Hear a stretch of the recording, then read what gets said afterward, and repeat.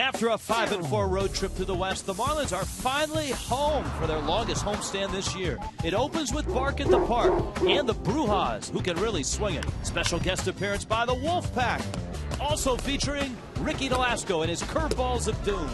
So hop on board for Marlins and Brewers.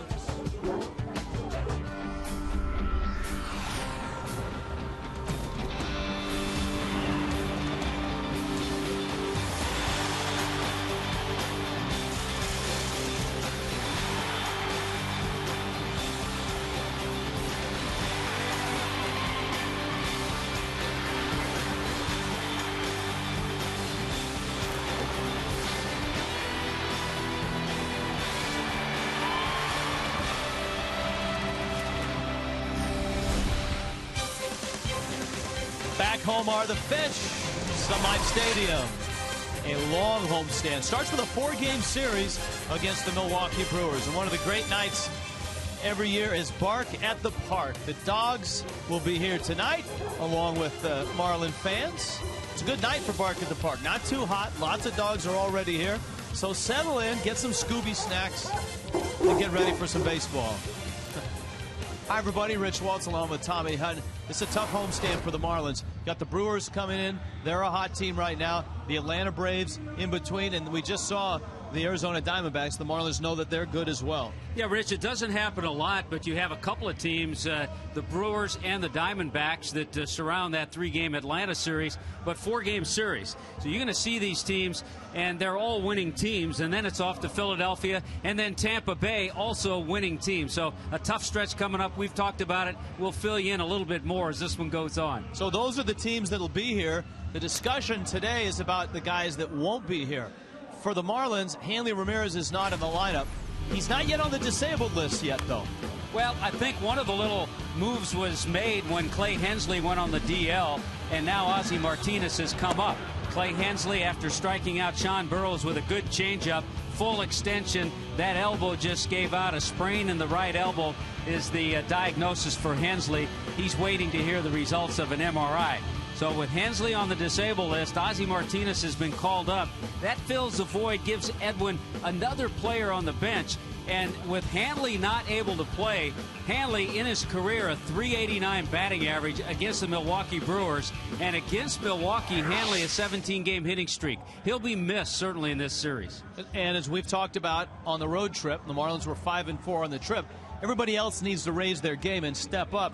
Tonight, it's Ricky Nolasco's turn. Yeah, and I've talked about it before. I think Ricky has a short memory. He's going to forget about that outing in Los Angeles. It went 5 innings, gave up 15 hits and 8 runs. His ERA still a respectable 3.82. So Ricky goes after win number 5 tonight against a very tough hitting ball club, the Brewers. And the Wolfpack will be here. Randy Wolf, a veteran lefty who actually has had a very nice run over the last couple of years. 34-year-old veteran. He's been an all-star. He was in 2003. He's won 118 career games, but he's 4-12 with an ERA near 6 in his career against the Marlins. All right. You ready for this? The Marlins, the Brewers, got Bark at the Park, and a preview of Inside the Marlins, where it all began for the Fish.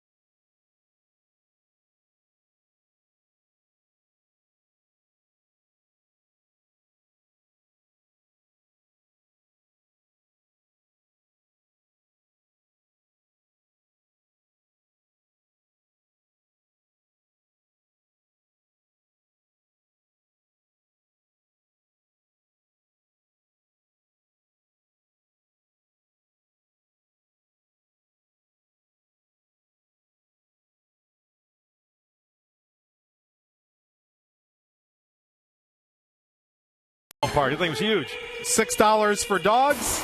All right, it all benefits the Humane Society of Miami-Dade and Broward County. Frank Ford along with Jeff Conine. Jeff, of course, an original member of the Florida Marlins. Tonight, after the game, we'll debut our newest edition of Inside the Marlins. It includes a close look at those very first teams. Here's the trailer for Inside the Marlins, History of the Franchise.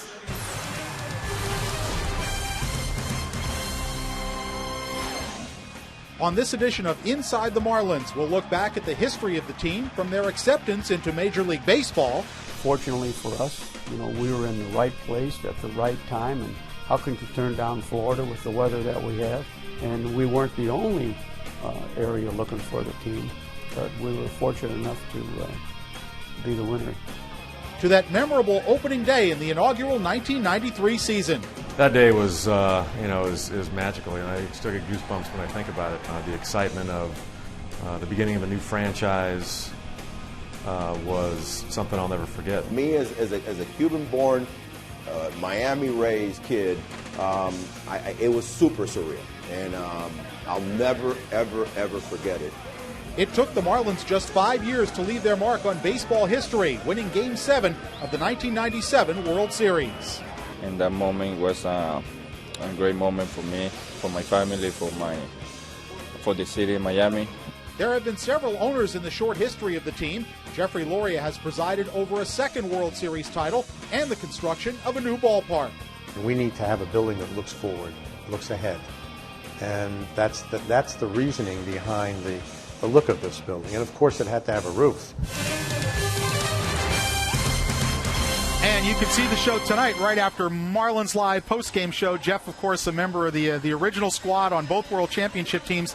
I can only imagine that first year, a 64-win season. If it can be fun, it would have been that first year. It was fun. I mean, we were basically cast-offs from every other organization in baseball. We called it the name tag spring training because we'd never really played with each other, never played against each other, and you kind of was like, hey, man, what's your name? What position do you play? It's kind of like the first day of school. And first days, 4 for 4 on opening day for Jeff Conine. He had 292 in that first season as a Florida Marlin, and he's got a couple of World Series rings. Doesn't have them on right now, but he's got them, trust me. It's all about the jewelry. It's all about the bling. You got it. Ricky Nolasco gets the start tonight.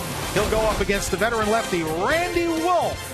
Marlins, Brewers, first of a 4-game series. Rich Waltz and Tommy Hutton will have all the action in high definition on Fox Sports Florida on a Bark at the Park night.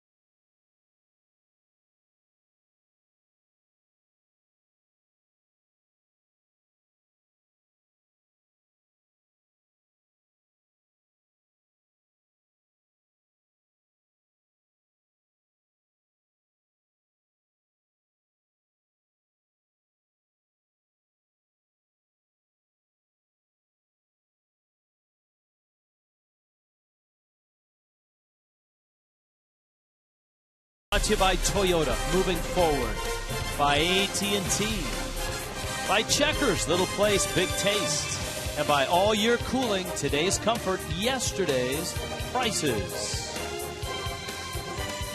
You see the dark clouds above. We did have a rain shower here about 15 minutes ago. The grounds crew got the tarp out, and then it stopped raining, so they didn't need to water down the infield.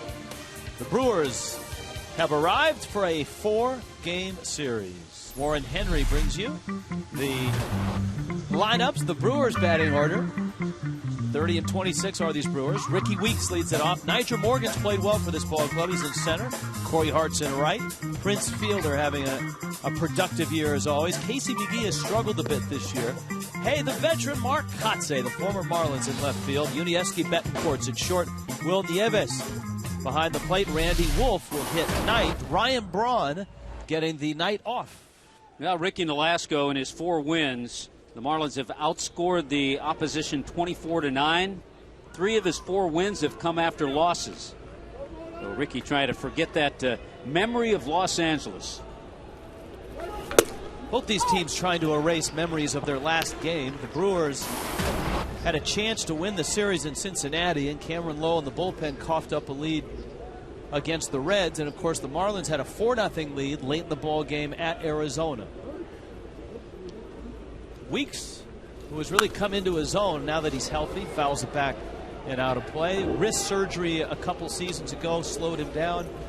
But last year his on-base percentage up at .366, 29 homers, 83 driven in. He was rewarded with a 4-year, $38 million contract. Yeah, this guy's an explosive leadoff man. He'll strike out a little bit, but he gives you the long ball. He can steal bases. And you're right, a lot of wrist problems in his past. Breaking ball, he went around. Dan Iasonia made the call from behind home plates. Iasonia behind the disc. C.B. Buckner, Jerry Meals, and Dale Scott on this crew as well. And trying to check your wrist and your swing on that pitch, a great pitch by Ricky Nolasco, isn't going to feel real good for Ricky Weeks. But he was called out by the home plate umpire. Nigel Morgan arrives, and of course the Marlins and Morgan have a checkered past. Last year, of course, in this ballpark, it was Morgan who plowed into Brett Hayes, which drew the ire of the Marlins. The Marlins would then throw at Morgan. Morgan would charge the mound, only to be clotheslined by Gabby Sanchez. That set off a wild series of events.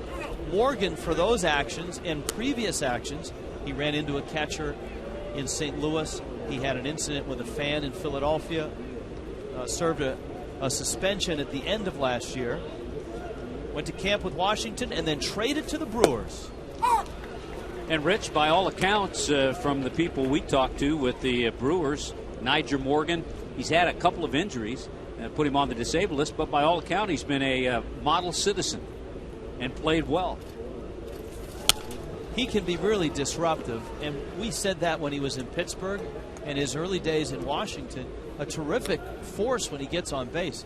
Base stealer, very good defensively, and a pesky hitter as well. But he's been on the disabled list twice already this year, once with a quad injury, once with a broken finger. Broke his finger trying to bunt, and the ball actually hit his finger on the bat. Here's the 2-2 coming. Breaking ball popped up. A run for Helms, and Wes reaches, and he got it. Wes Helms makes the catch. In the camera well, with photographers scrambling, Helms put the glove in there, and he brings the ball out with him. Boy, I give both umpires credit. The third base umpire, a home plate umpire. Foxmo gives you a good shot. Wes Helms gets there, doesn't really have too much time to brace himself, reaches. John Tuitu, our cameraman, perfectly gets out of the way, too. Logan Morrison, Chris Coughlin, and Mike Stanton, Warren Henry bringing you the Marlins defense tonight. Wes Helms, you know, he's at third. Bonifacio, Infante, and Gabby around the infield, and John Buck behind the plate. John Tuitu, part of the Warren Henry advantage. I like the way the third base ump, Dale Scott, the home plate ump, Dan Iasonia, quickly got there. They sprinted over there to get a good look at Wes Helms. Here's Corey Hart, and he is heating up. Hart had a 3-homer game on the last homestand for the Brewers. Homered in Cincinnati. He takes a fastball in. He is a terrific player. 29-year-old, 2-time All-Star, including last year. 31 homers, drove in 102. Good outfielder. He'll steal a base for you, and he'll knock it out of the park. Yeah, you can see the last 3 games what Hart has done. He's a big guy, has a big swing, so you like to try to crowd him inside with fastballs. Don't hang that breaking ball up there like that. Morrison cuts it off, and Hart has got a 2-out single. Well, the Brewers normally in their lineup would have Hart, Brian Braun, and Prince Fielder, but Braun getting a day off. There's a look at Rick Kranitz, the pitching coach, former Marlin pitching coach, and right next to him is Jonathan Lucroy next to Braun. Lucroy getting the day off as well. Starting catcher for the Brewers, and a good one. Well, they had the off day yesterday, so it gives them a couple of days off. Braun and Lucroy, they'll certainly be in there the next 3 games of this series. Well, here is Fielder, and Nolasco misses in with a fastball. Prince Fielder, now 27. This is 6th year in the big leagues. He's had monster years, but not last year. Last year, it drove in 83 runs, 32 homers. Most guys, that's a big year. Yeah. For him, that's a dip in production. But it looks like he's back on track with 11 homers and 42 driven in already. Nolasco misses in. Ricky hasn't fared too well against these Brewers. He's 1-1 with an ERA of close to 9 in 4 starts.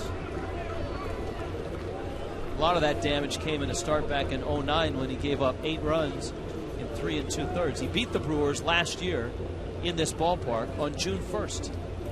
Beat him 6-4. That'll happen to Ricky's ERA lifetime against the Dodgers because of that start his last time out in Los Angeles. 5 innings, 8 runs, 15 hits. The most hits a Marlins starter has ever given up.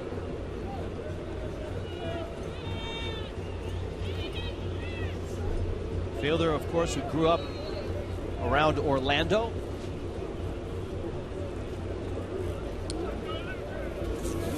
He was sitting on that pitch, and he absolutely kills it into right field. A 2-run shot.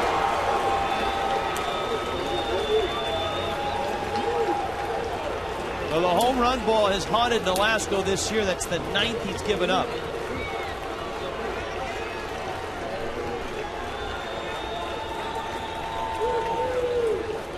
For a guy who's a big guy, he's a good hitter. He's not just a guy who goes up there and swings. He adjusts, turns on that pitch that's on the inner part. Ricky tried to get it in a little bit more.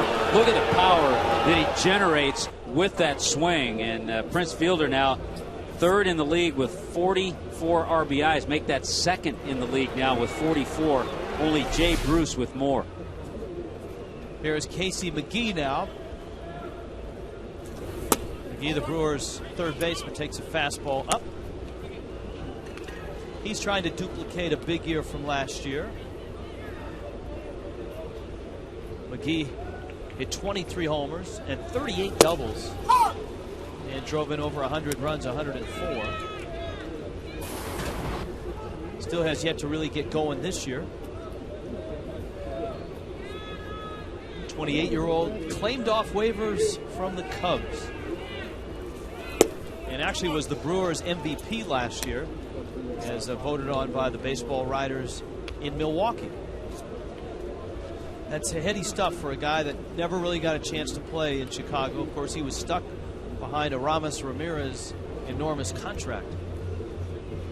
The 2-1. You like to see that every now and then, a player that gets stuck behind a good player, a superstar, or a guy that's locked into a long contract. You like to see him get an opportunity with another organization. And, you know, the knock on McGee was that he wasn't a great fielder at 3rd, but he's played a solid 3rd base for Milwaukee. 2-2.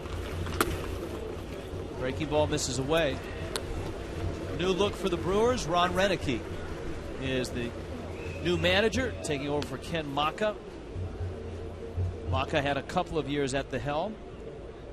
There's Dale Swaim standing up as well. Swaim is the hitting coach for the Brewers. He's kind of survived through 3 different managers. Struck him out. Nolasco catches the inside corner. It's a 3-0 fastball he wishes he had back. Prince Fielder lost it in a hurry.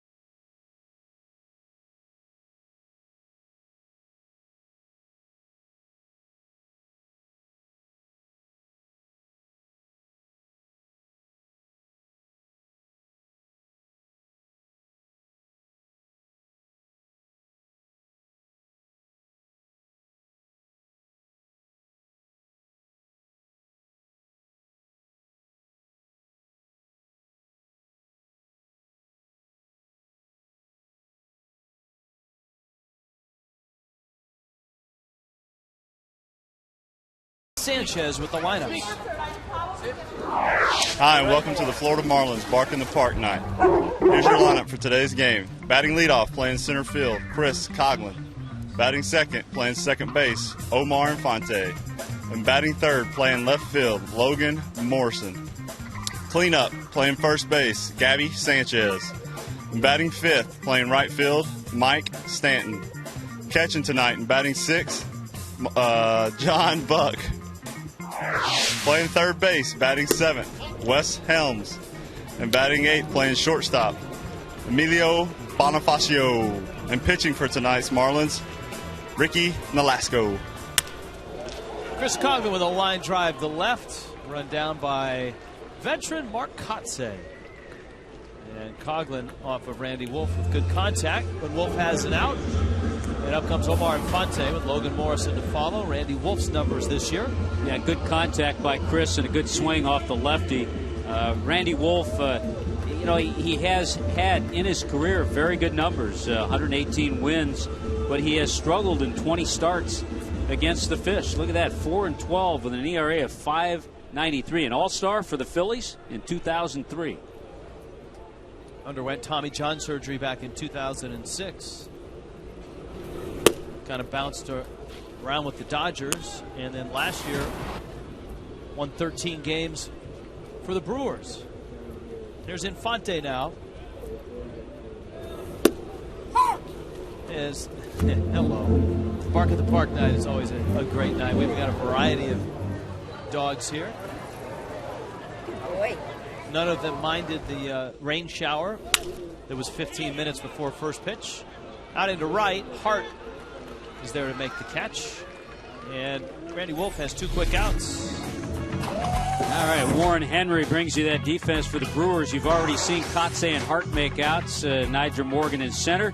McGee, Betancourt, Weeks, and Fielder around the infield. And Will Nieves, a veteran backup catcher, is behind the plate.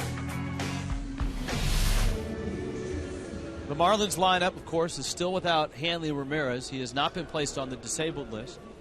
If you missed it, the Marlins did place Clay Hensley on the DL with a right shoulder strain. And Ozzie Martinez has been called up. Ozzie was hitting well in AAA, had a really good month. Morrison cranks one, but he pulls it foul. And the count evens at 1-1. So the Marlins have another bench player. Their bullpen is back to the normal amount. However, Hanley Ramirez, who is active, is not available to pinch hit or to pinch run. At least that's what we've been told. I think with Ozzie Martinez on the bench, it certainly helps the hand of Edwin Rodriguez, which at times was cut short on the road trip with the players he had to deal with on his bench. Last 10 games in AAA, Ozzie hit .310. Wolf out in front now, 1-2. His breaking ball misses away. And the Marlins will have until this weekend to make a decision on Hanley, because they need a spot open on Tuesday for whoever is coming in to make the start to open up the Braves series.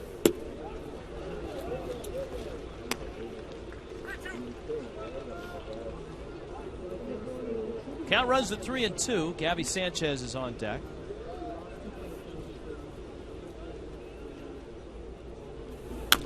Morrison with a little tapper. Nieves just makes the throw in time, and the Fish go down 1-2-3 in the first. 2-0. Prince Fielder home run, the difference. What a good girl.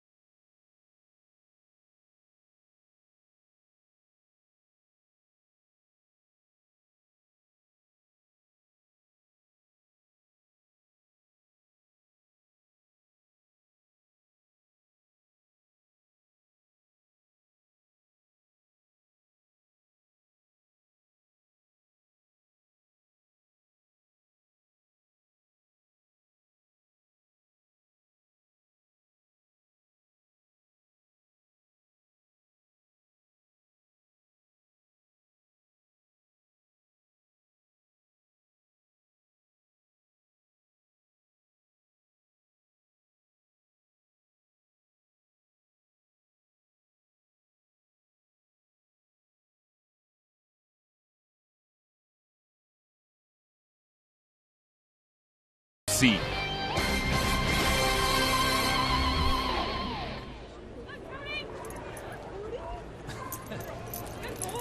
We're still waiting for the Dachshunds with the batting helmets on. I don't know if they've arrived yet, but Mark Kotze has arrived, the old friend of the Marlins, a first-round pick, 9th overall in '96 by the Fish. 4 years in Florida, 3 years in San Diego, 4 in Oakland. He's been in a few places in the last couple of years, Atlanta, Boston, and a couple of years with the White Sox. He's been a valuable guy. And look at that career against Ricky Nolasco. 5 for 5. He may not have the same step in the outfield, but great reads, great jumps, and can play all 3 outfield spots. Almost 6 for 6. He hit that one right on the button. So Kotze is out. Yuniesky Betancourt and Will Nieves coming up for the Brewers. Milwaukee had a really good homestand. They dropped 2 of 3 in Cincinnati. And they come into this ball game at 30-26. They're 2 back of St. Louis in the Central. The Marlins open 2 back of Philadelphia in the East. The one area, Rich, that's really been a struggle for Milwaukee, they have the worst record in the National League on the road. Just 9-19. They're 21-7 in Miller Park. But 9-19 on the road. And Ron Renicky trying to turn things around. The main thing, if you look at their splits, is the hitting. They just have not hit as well on the road. So far tonight they have. Well, Prince Fielder has. Corey Hart with a single, and then Fielder with the he got a 3-0 cookie from Nolasco and just jumped all over it. Betancourt.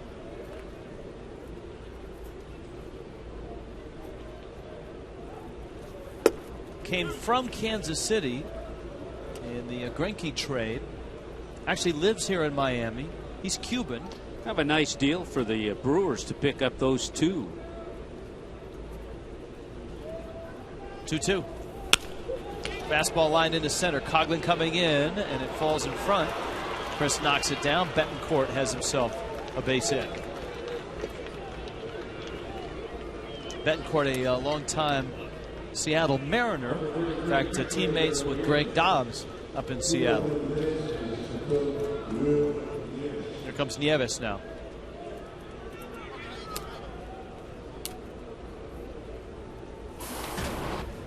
Courtesy shin guard tap by Will Nieves to his counterpart behind the plate. Let's just say Brandon Phillips doesn't do that to Yadier Molina. Anymore. Nolasco gets a strike. Nieves, the Marlins have seen a lot of him as the backup catcher in Washington. Last 3 years he's been with the Nationals. Here's a guy that he's 33 out of Puerto Rico. It's his 16th year in professional baseball, and 2009 was his first full season in the big leagues. So a guy that really has had to scratch and claw to get here. He's been one of those guys that has been, and you see a lot of experienced number 3, number 4 type catchers. He's been a great insurance policy wherever he's been. Him in the minor leagues, all right, somebody gets injured, call him up, he's in the big leagues. So he's making his 13th start, 14th start here tonight. Nice backup for Lucroy. Little tapper foul. Brewers are an interesting bunch in that they've got plenty of pop with Braun and Fielder and Hart, but they like to run, and they've run successfully. They are 40 of 50 in stolen bases this year.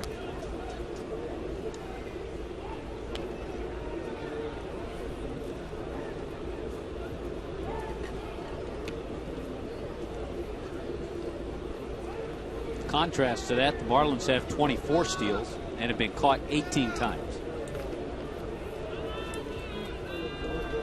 0-2.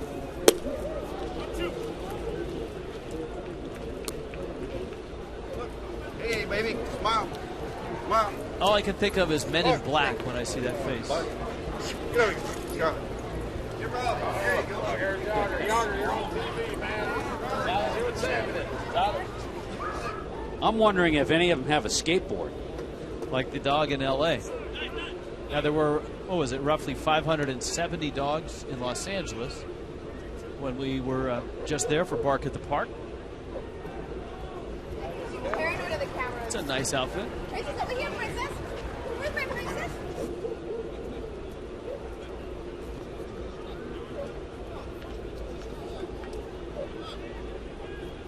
Not sure what's going on right now. The count is 1-2. The home plate umpire, Dan Iasonia, comes out. I think they're trying to check and reconfirm what the count is. That's what it appears. I think Dan Iasonia heard some comments from the dugout as to what the actual count is. You give Iasonia credit. He got together with his first base umpire, and everybody seems to be happy. Hey, we all lose track of the count. Hitters do, pitchers do. We lost track of time on the last road trip.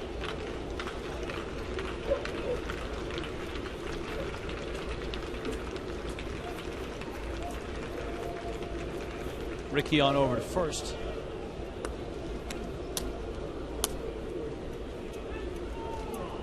Betancourt, not one of the Brewers that runs or runs well. He's 0 for 1 in stolen bases. Ryan Braun and Carlos Gomez with 13 stolen bases each. Gomez not in the lineup tonight. Breaking ball, and Nieves couldn't lay off of it.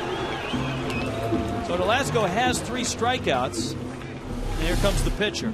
Well, no matter how you slice it and dice it, that's strike 3 on a good slider that he gets Nieves to chase.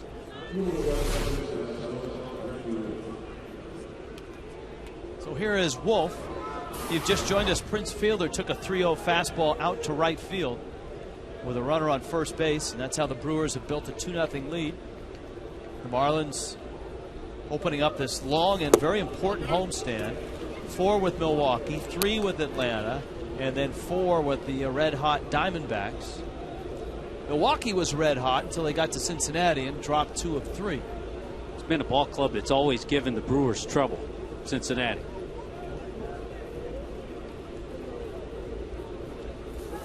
One 0 pitch, Wolf a liner, and right at Gabby. That's a healthy cut from Randy Wolf. 2-0 Milwaukee.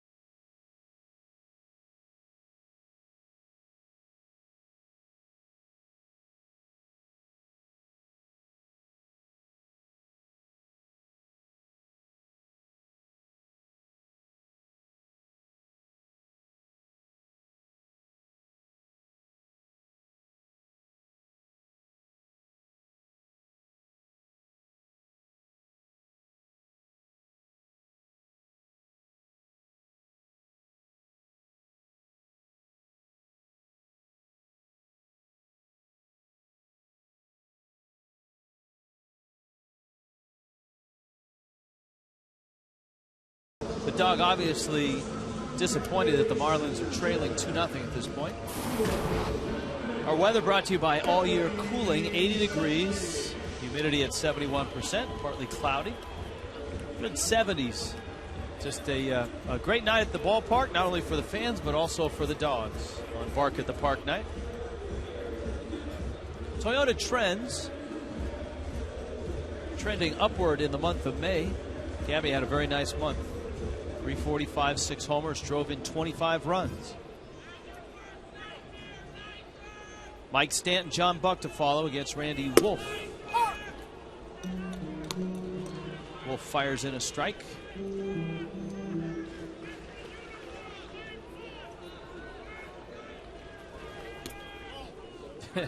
Big breaking ball. And it's 1-1. Let's check on the scouting report for Randy Wolf. Scouting report brought to you by Metro PCS. So he uses all 4 pitches. Cuts the fastball, short arm a little hard to pick up at times. And because he's not overpowering, he's the type of pitcher that has to have command. We just saw his brother in Los Angeles, Major League umpire Jim Wolf. 1-2. There's that cut fastball in. A lot of dogs out tonight. That's just not right.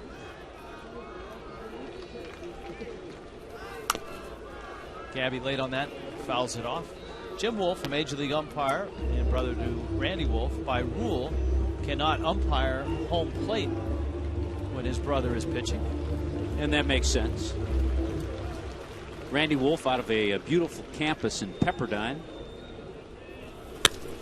Gabby hooks that one down the left field line and deep and gone.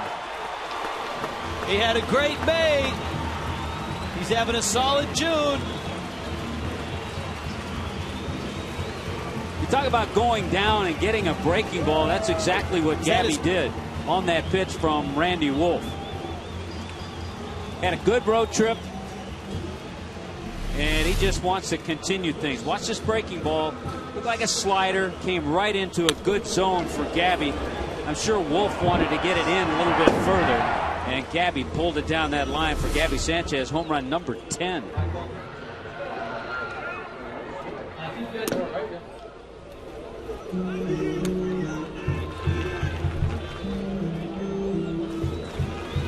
Mike Stanton now. Takes a fastball down low. And it's 2-0. Stanton comes in with a dozen homers and 32 driven in.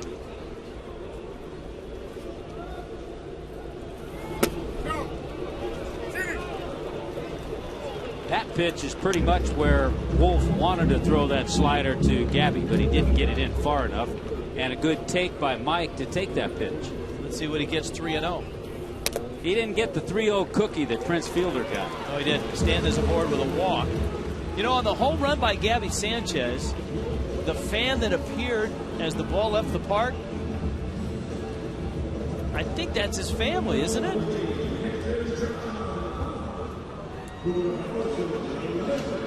With the dog, there is Gabby's wife. Yeah. With the look like a lab. Is that a lab? So Gabby's wife Judy in on the Bark at the Park festivities.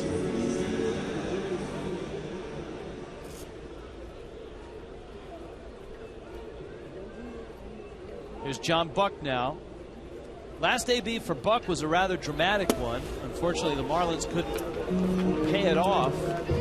Buck was facing J.J. Putz, and the Marlins were down a run in the 9th inning on Wednesday. And Putz had not blown a save all year. And he put a fastball on the outside part, and Buck hit it out to right center, hit it over the pool in Arizona.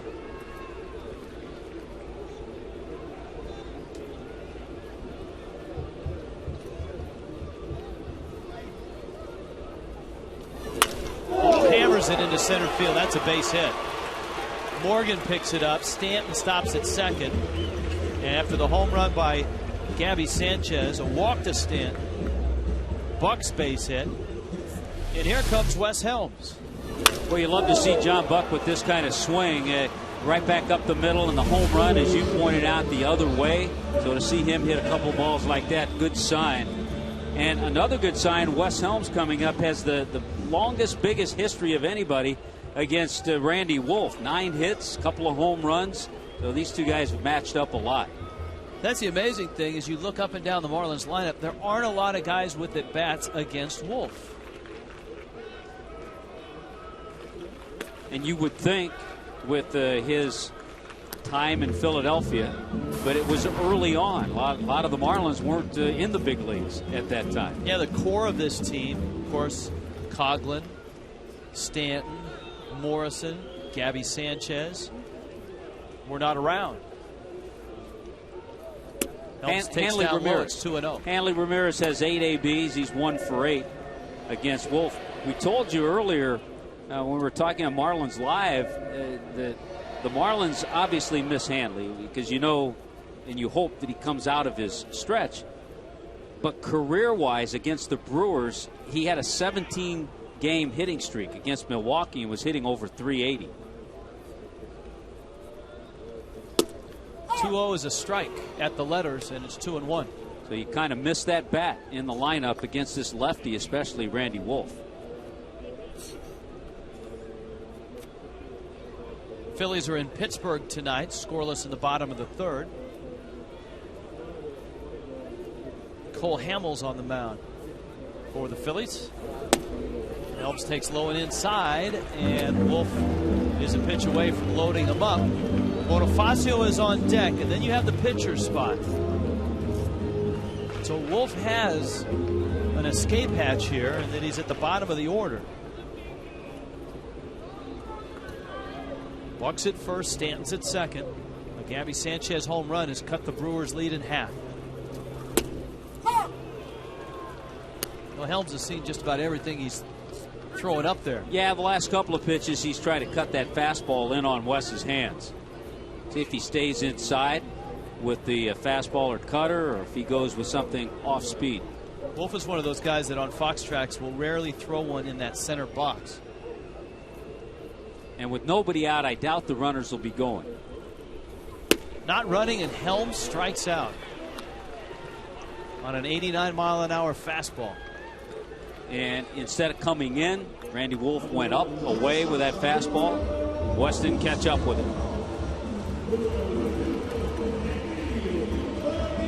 Here's Bonifacio now. Bonifacio from this side of the plate is hitting .293. And impressively, his on-base percentage is .396. So a better hitter and a better eye from this side of the plate. Which is his natural side. He hasn't been that bad left-handed. I mean, it evens out at .275 on the season. And an on-base percentage of close to .350, which is a vast improvement for Bonifacio off his career numbers.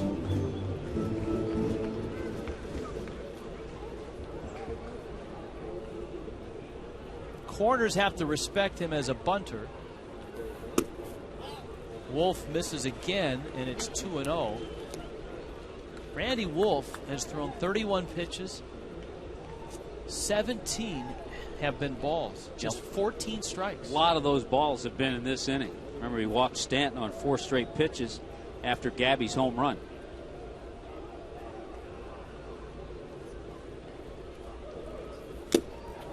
Bonifacio going after a 2-0 pitch. It's one of those situations for any pitcher. You talk about it. Wolf has that little escape hatch if he can get Bonifacio, because he has Ricky Nolasco on deck.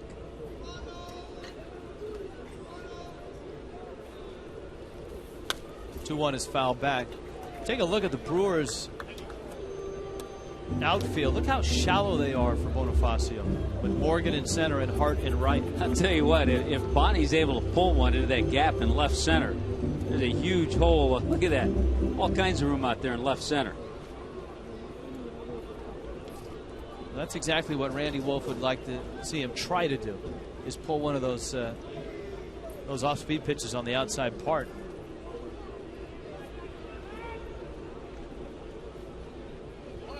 On the other hand, though, we've seen Bonifacio take pitches out over the plate and drive them into right center with a little authority.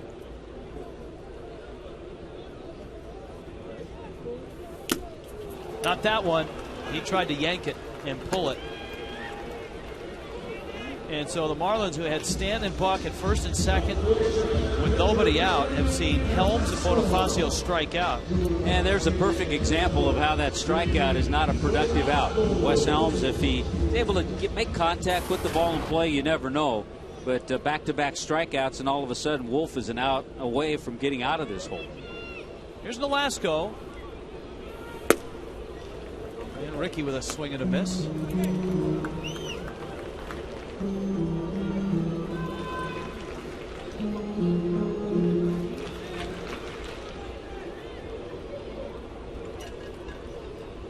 One career home run. That was back his rookie year, 06. Looks like on the last 2 swings, he's tried to hit number 2. We talked earlier about Wolf when we gave you the scouting report, a little short arm delivery, so even though he doesn't throw 95, he's deceptive. Nolasco fouls it off. He's touched 91, and he's brought one in at 67. He's 34. Spent 10 years in the Phillies organization.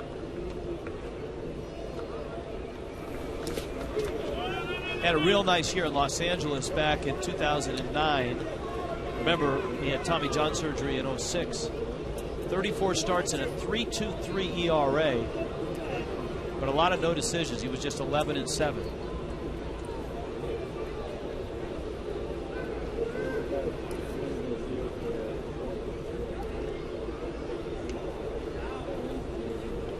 One-two. Ricky hit that one, and it was almost in the dirt. Well, he's gone back-to-back slow curveballs to Ricky. I would look for that fastball up a little bit. See if he is trying to get Ricky to swing through the fastball after 2 curveballs. Do pitchers think like hitters when they're at the plate, or do they think like pitchers? That's a great question. It depends on what type of hitter the pitcher is.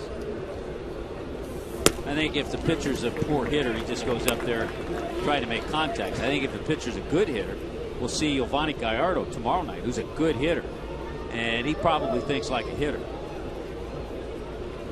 Carlos Zambrano thinks like a hitter, I'm sure. 2-2. Breaking ball by Wolf. 3 consecutive strikeouts. Looked like a big inning coming. The Marlins will have to settle for a Gabby Sanchez home run. His 10th of the season, and it's a 2-1 game.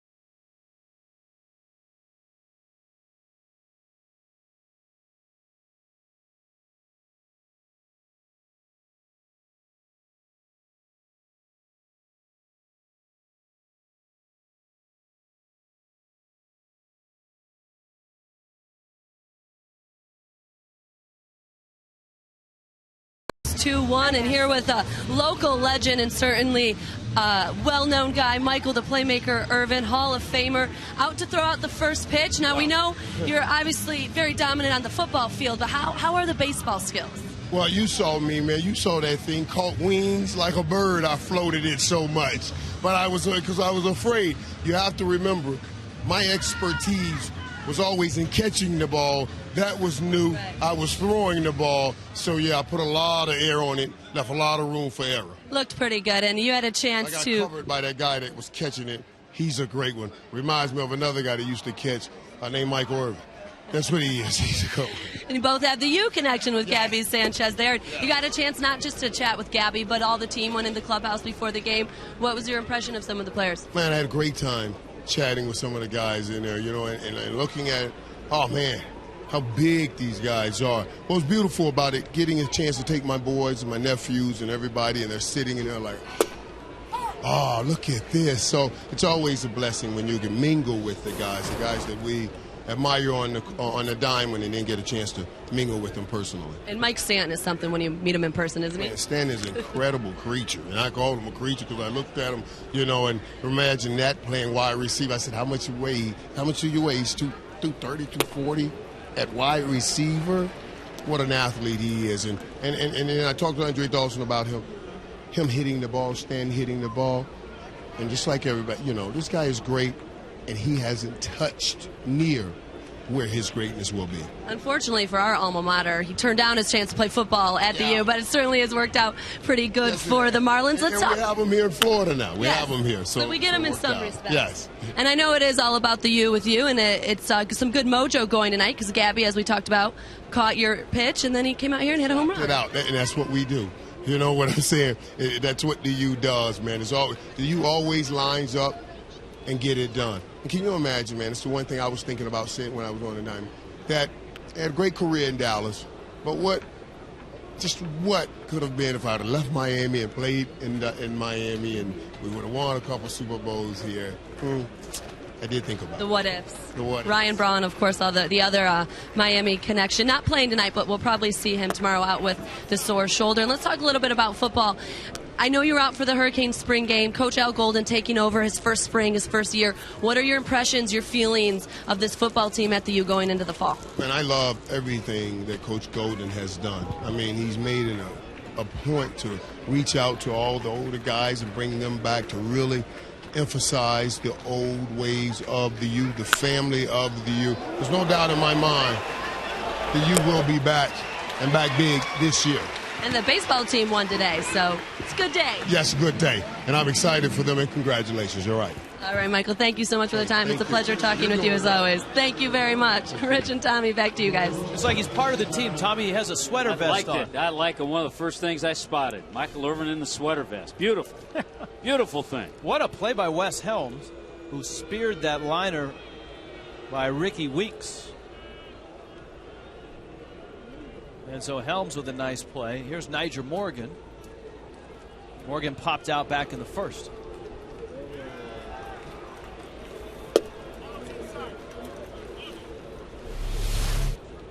Yeah, this ball hit sharply by Weeks, and that's just one of those do-or-die picks.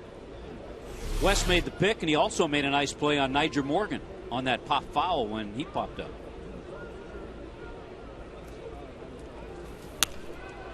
Morgan hits it foul and out of play. Ball and a strike. Former hockey player. Grew up in the San Jose area.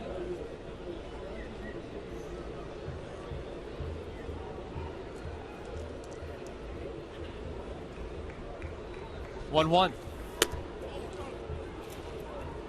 Played major junior hockey in the Western Hockey League briefly, and then went to junior college to try to make it in baseball. Was drafted and arrived in the big leagues with the Pittsburgh Pirates. Pirates took him in the 33rd round. Pretty interesting story. And you think about it, the path that he took to get to the major leagues. Line shot into right field. And it's picked up by Mike Stanton.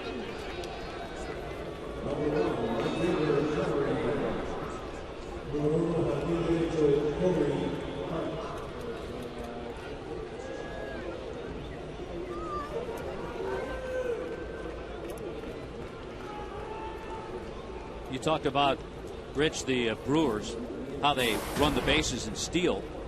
We know that Niger Morgan likes to run.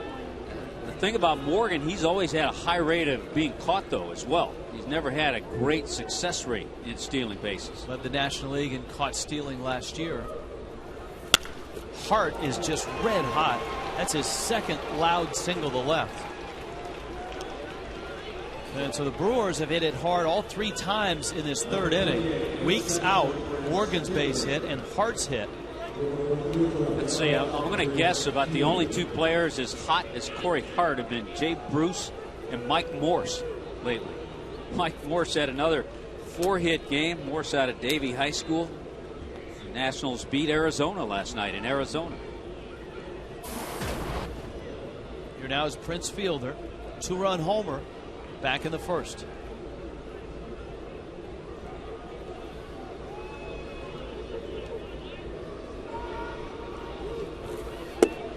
Breaking ball misses in. Fielder coming into this ball game against Nolasco had just 1 hit and 6 at bats. It was a home run, so now he's 2 for 7 with 2 homers, and Nolasco has walked him 4 times.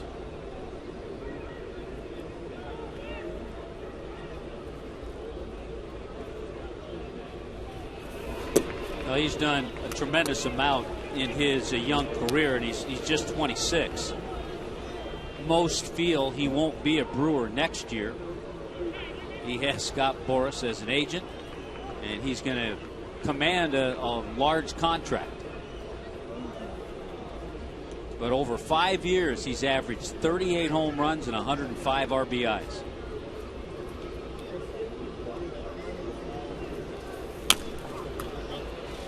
Nolasco had fallen behind 3-0 before serving up the home run ball.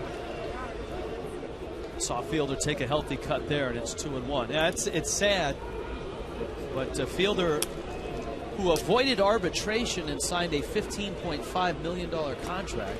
That's not really sad. Well, it's sad for the people of Milwaukee. They probably will just see him for this year. Right. Well, they invested so largely in Ryan Braun.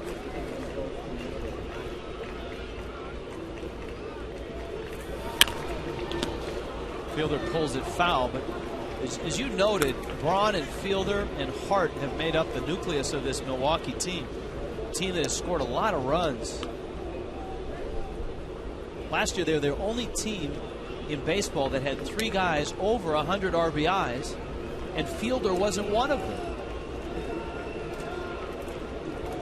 McGee, Braun, and Hart all drove in 100 runs. Of course, Fielder, who had 114 walks, which led the National League, scored a lot of those runs. And it's fouled back, and it's 2-2. And he's the type of hitter, we saw him pull his home run, but he certainly has the power that he can hit a home run the other way as well. Only Ryan Howard since 2007 has hit more home runs than Fielder.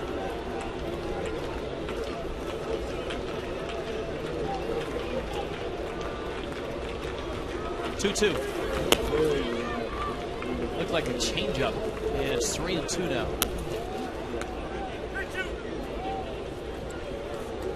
Well, you got good speed out there, especially the lead runner in Morgan, and Hart can run, and the Marlins aren't holding him, so I wouldn't be surprised if they're on the move. I wouldn't be surprised at all. And Fielder, for a big guy, isn't a huge strikeout guy. 27 strikeouts, 27 walks coming into this game. Runners on the move. 3-2 coming. Ball 4. Bags loaded. A lot of pitches thrown. 61 already by Nolasco. In order for Ricky to have success, he has to get ahead. And that can be said of most pitchers. When Ricky gets ahead, he can expand the strike zone with his slider, with his curveball, and he just hasn't been able to do that so far tonight.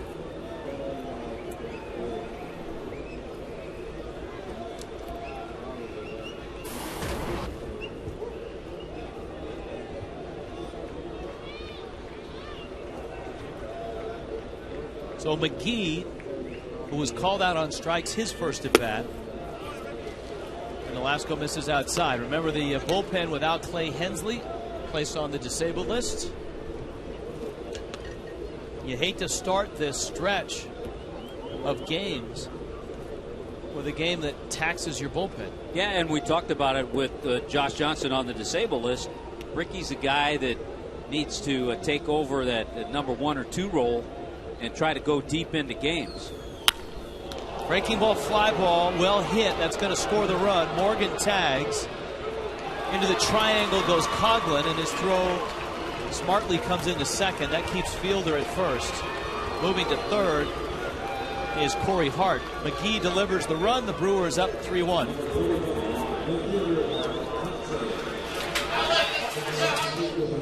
Mark Kotsay comes to the plate.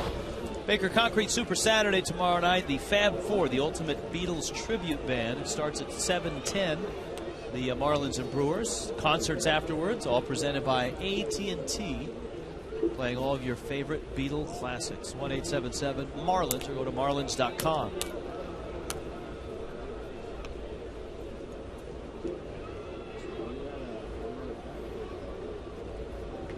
Kotsay got a little extra playing time when Hart was on the disabled list. Started 20 games in right field.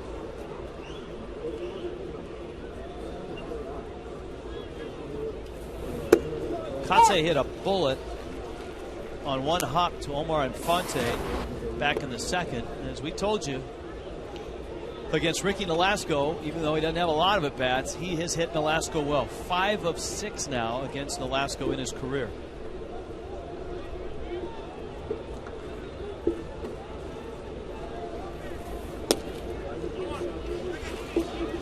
Kotsay just a little taste of the major leagues when he was called up for 14 games in 1997, that World Series champion year. But then became pretty much a full-time player in '98.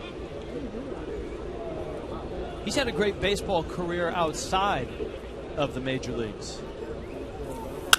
Line shot, base hit, left field.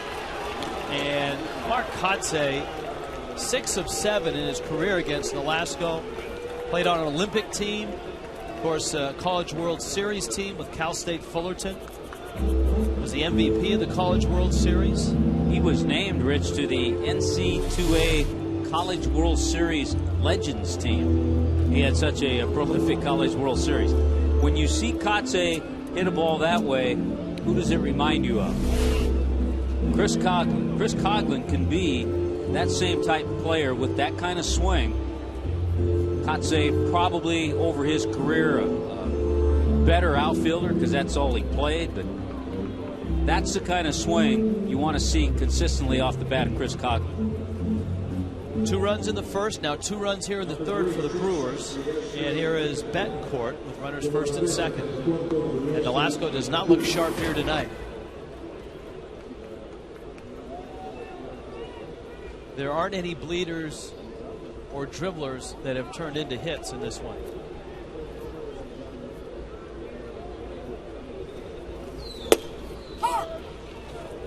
There they are, Tommy. We wait for them every year. The Dachshunds with the batting helmets. Love it. There's the catcher. That one's the catcher. Yeah, let's see the eyes a little bit. 0-1 pitch. Betancourt didn't go, and it's 1 ball and 1 strike.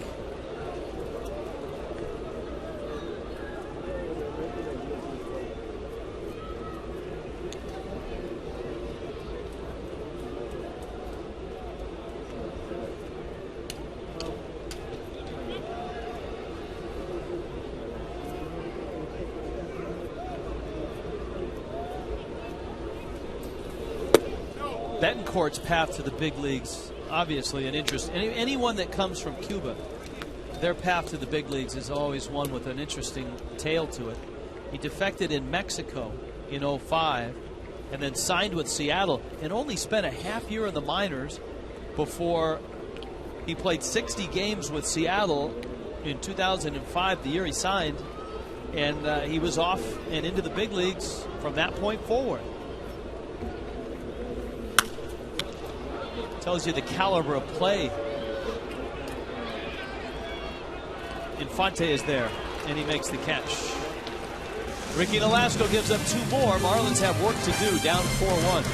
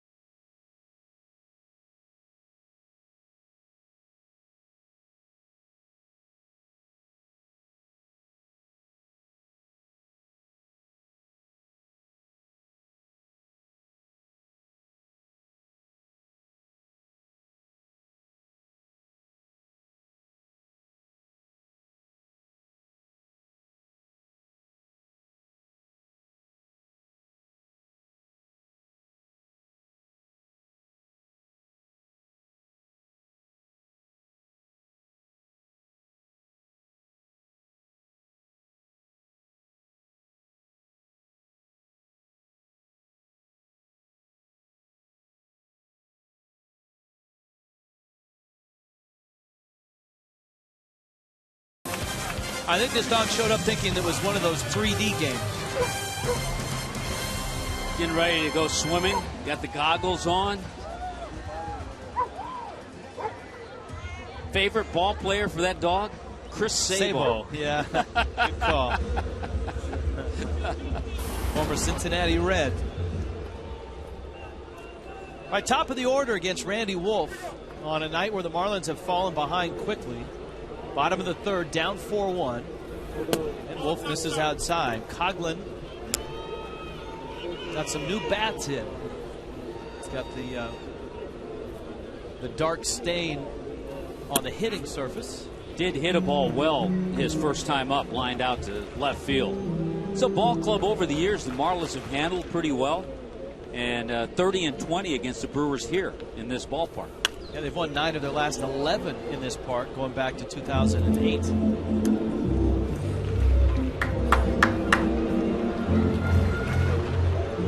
Edwin Rodriguez really had to manage on the trip with a short bench and injured Hanley Ramirez. Scott Cousins had a game where he couldn't play after he fouled the pitch off his foot.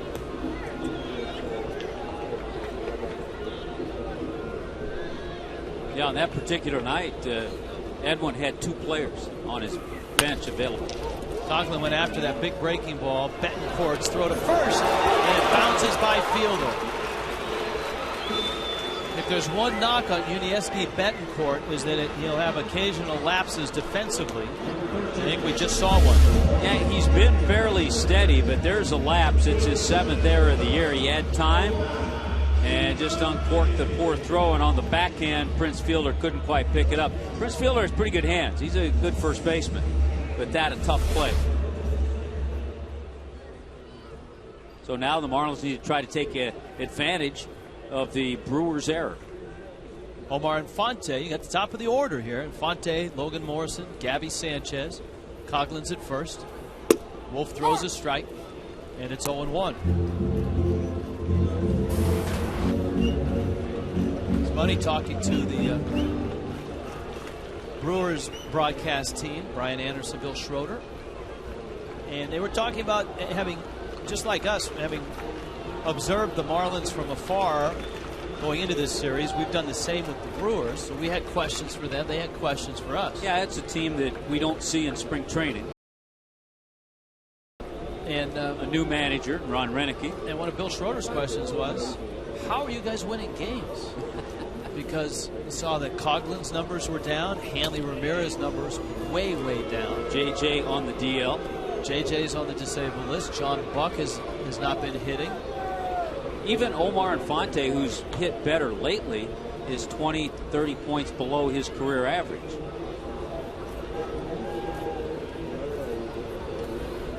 I think the answer, it's not an easy answer, but I think the answer would be the middle of the order has produced, and for the most part, the bullpen has done a good job, and Leo Nunez has had just one blown save. Well, Anibal Sanchez, terrific year, has been a big boost. That pitch is low and inside, and it's 2-1. And I think Emilio Bonifacio, his ability to play different positions, his ability to keep his on-base percentage up around 350, and, of course, I also brought up the fact that Greg Dobbs has been outstanding at third base against right-handers. Fonte down the right field line. It's foul. And I think what happens is guys like Bonifacio and Dobbs are overlooked because you look at the big guns, you look at the big players first. And those two guys deserve a lot of credit for the Marlins arriving here at 31-23. Yeah, Bonifacio able to fill in the holes when guys are out, guys aren't able to play. And Infante and Dobbs certainly has been just tremendous. Greg Dobbs not in there tonight with Wolf on the mound. He'll be in there against a couple of righties. Chris Narveson, a lefty, also in the rotation. Runner goes, and Infante pulls it foul. So Marlins putting the game in motion there. So the Marlins will see Giovanni Gallardo, a tough right-hander, tomorrow. Narveson on Sunday. And then Zach Greinke on Monday. That's going to be fun to see Greinke. The big acquisition by the Milwaukee Brewers. And he's finally recovered from his basketball injury that he suffered in the offseason. Coghlan dives back.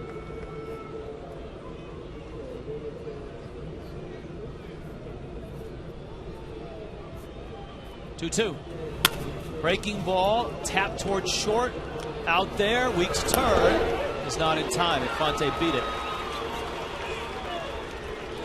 A lot of times in the case of Coghlan, when we saw him running on the pitch before, he wasn't getting a lot of attention paid to him by Wolf.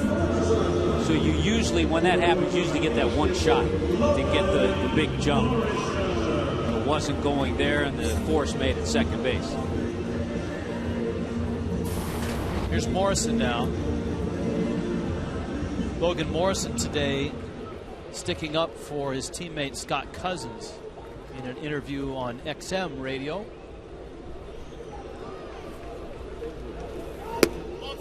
Breaking ball misses outside from Wolf.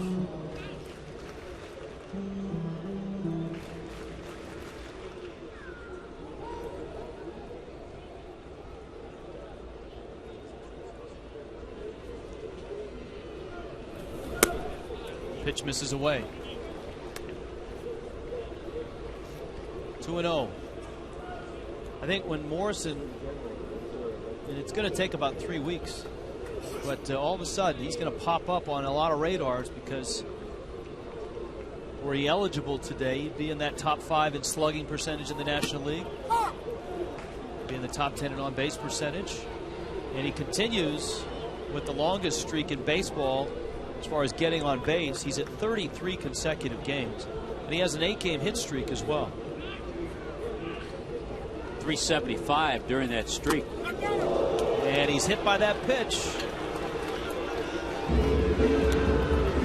Well, the Marlins had a great opportunity in the second inning. They had first and second and nobody out and didn't score those runners. And here they've got first and second, 1 out, and Gabby Sanchez, who homered to open the second, is up. You get yourself in a situation like this, these are the two guys you want coming up.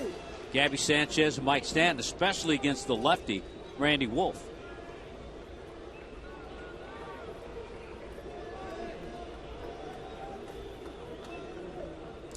The Brewers have already put 4 on the board, and the Marlins have a chance to cut into that lead. Nieves is going to go out and chat with Wolf. And the way things are going for both starters, this is going to be one of those games that's turned over to the bullpen. The Brewers have had success from the back end of their bullpen. They've been a little shaky in between.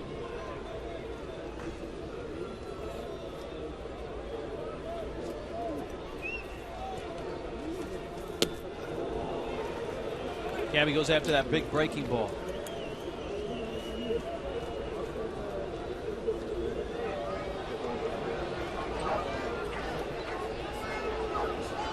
Oh and 1.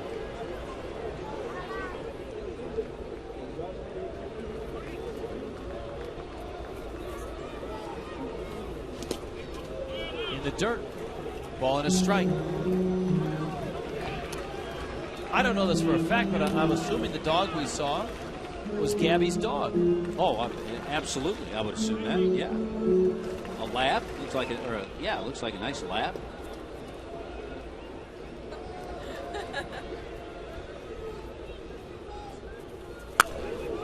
Slow roller to third. McGee goes to second. Weeks' turn is in time.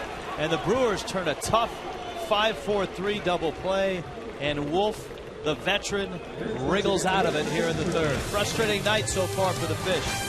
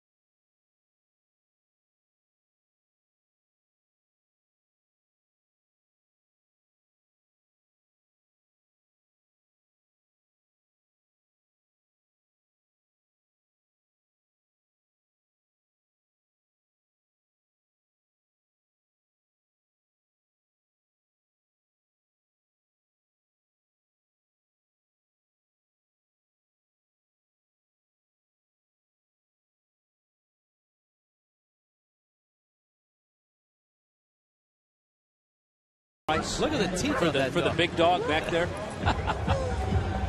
The dog with a sweater vest. Look at that. Look out, Tommy. Yeah, oh, come on. We're going to make fun of her. Let go of her. Aw, man. Look over there. But she's got the right shirt on. He needs a Scooby snack. Then he'll be happier. Been a long night for Ricky Nolasco. Will Nieves, Randy Wolf, Ricky Weeks. Approach here in the fourth. And a quick pitch inning would be nice. A bobble, and Helm stayed with it. And thank goodness it was Will Nieves running. Absolutely. Let's do some trivia here and flip the phone. Our AT&T trivia question. Milwaukee Brewers' first 20-game winner. Did Don Sutton win 20 with the Brewers? I don't think he did. I know a 20-game winner with the Brewers, but he might not have been the first left-hander. Teddy Higuera. That's a good call. But I might throw his name out there, but I don't think he was the first.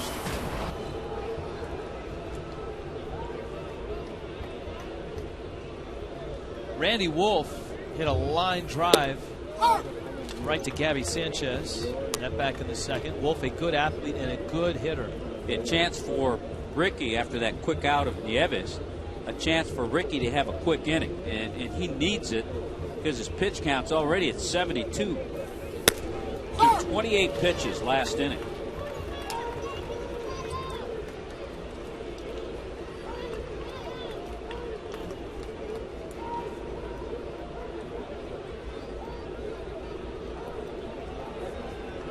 One-two coming.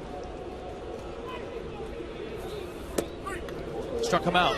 Ricky said, if you can throw a breaking ball and strike me out, I'll do the same to you. That'll get you thinking fastball all the time. Okay. You know, and I've mentioned this before. Sometimes that'll get a pitcher in the groove when he has a chance to work to a pitcher. Maybe he'll find that curveball a little bit better now. Top of the order now, Ricky Weeks has struck out and bounced out. I was not aware that ZZ Top was in town. Neither were they. Nolasco a strike. Well, we have the Beatles tribute band on Saturday. Maybe it's a ZZ Top tribute band as well.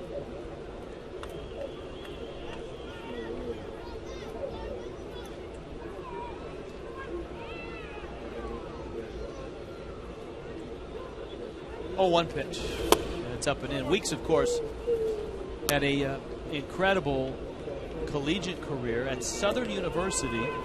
He was the Golden Spikes Award winner. That's college baseball's equivalent of the Heisman Trophy. Altamont Springs, Lake Brantley High School. Well, between Weeks and Kotze, a lot of collegiate artillery and hardware and all kinds of things. Oh, Ryan Braun. I believe, Ryan Braun, too. I believe he was the National Freshman of the Year when he was at Miami. Yes, he was. Lake Brantley High School. Weeks and his brother Jamal. And then I believe he got Jason Veritek from that high school as well. Is Felipe Lopez from that high school? Yeah, who I just saw surface with another club. Felipe Lopez, back in the big leagues. Yeah, with the Rays. With Tampa. There's Ryan Braun out of the lineup tonight, getting a day off.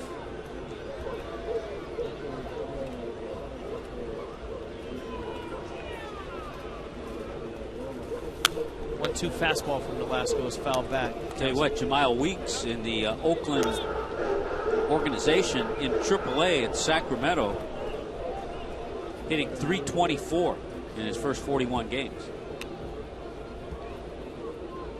Switch hitter.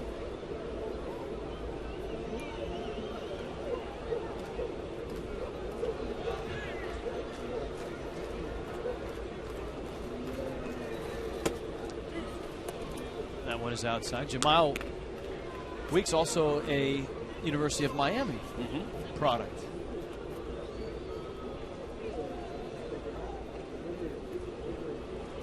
Michael Irvin will be happy to learn that here tonight, throwing out the first pitch, visiting with Allison. Into shallow left center. Morrison calls for it, and Lomo makes the catch. Has to go back and get his hat. Well, a nice inning for Nolasco, but the Fish still trail it 4-1.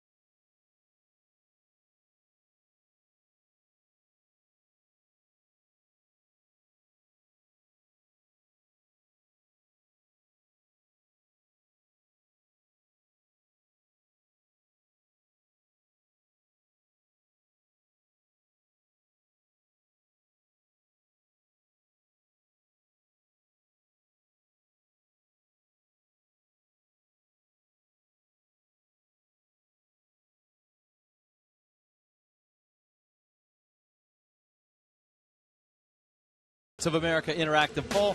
Greatest Milwaukee Brewer player of all time. Modern day, Ryan Braun, Prince Fielder. Old school, Raleigh Fingers, Molly, or Robin Yount, 789-789. Mike Stanton. Wolf misses with a breaking ball, and it's 1-0. Got to go Robin Yount on that. Rockin' Robin. I think he is the last Brewer to win a Gold Glove as well. Came up as an 18-year-old shortstop. And then eventually ended up as a center fielder. And a good center fielder as well. And then eventually ended up in the Hall of Fame. I think he rode to Cooperstown on his Harley. There's a strike at the knees. 2-1 to Stanton. Mike walks his first at bat, and he pulls that one foul. Count evens at 2-2. We actually have all rescue dogs. They're all street dogs dumped on the street. They're the best. Frank is efforting, and Allison is as well, to line up an interview with one of the dogs. 2-2. Stanton reaches up, fly ball, left field, and deep, and gone. Float the slow curveball up there and watch it go. Mike Stanton just stayed back on it. When you have that kind of power, that slow curveball is not a problem. So the Marlins have 2 runs. They've hit solo shots off Randy Wolf, one by Gabby Sanchez. And our Coors Light cold hard blast is supplied by Mike Stanton. Slow curveball stayed up, and Randy Wolf knew where that one was going to land. That's almost like a slow pitch softball. Yeah. Stanton now with his 13 homers ties him with Matt Kemp for second in the National League. Jay Bruce with 17. And not the easiest of pitches to hit, because you have to time it and get it just right as it comes down. Buck singled up the middle. Wolf missed with a cutter, and it's 2-0.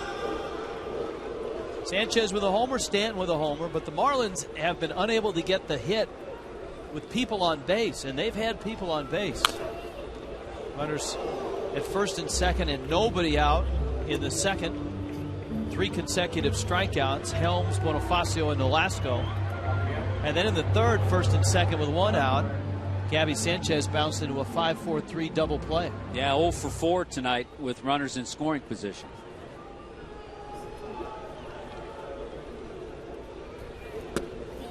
Check swing. Did not go.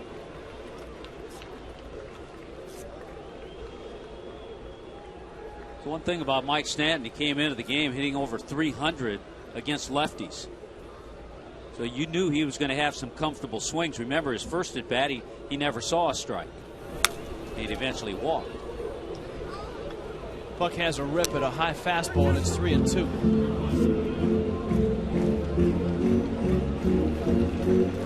John Buck with 2 hits to finish Wednesday's game, as you see Helms on deck. So he has hits in his last 3 ABs. And he takes one on the inside corner.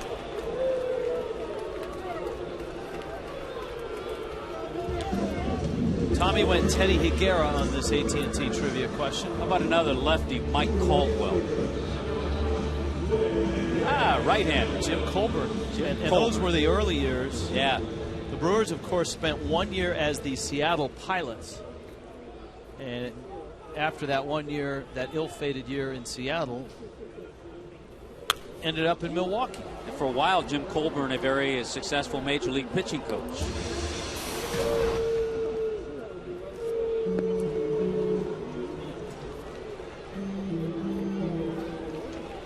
Jim Colburn, I believe, one of the, and I don't know if he still does it, but was a very good Pacific Rim scout. Yes. Scouted a lot of the good Japanese players, worked for Seattle, I think the Dodgers, but he was kind of the go-to guy when it came to Asian talent as far as pitching coach with the Dodgers, and I believe speaks Japanese.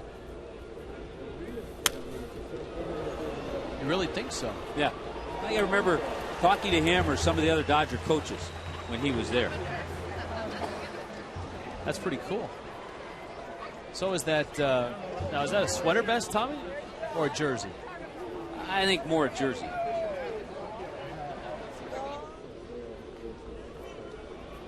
Here's the 0-2.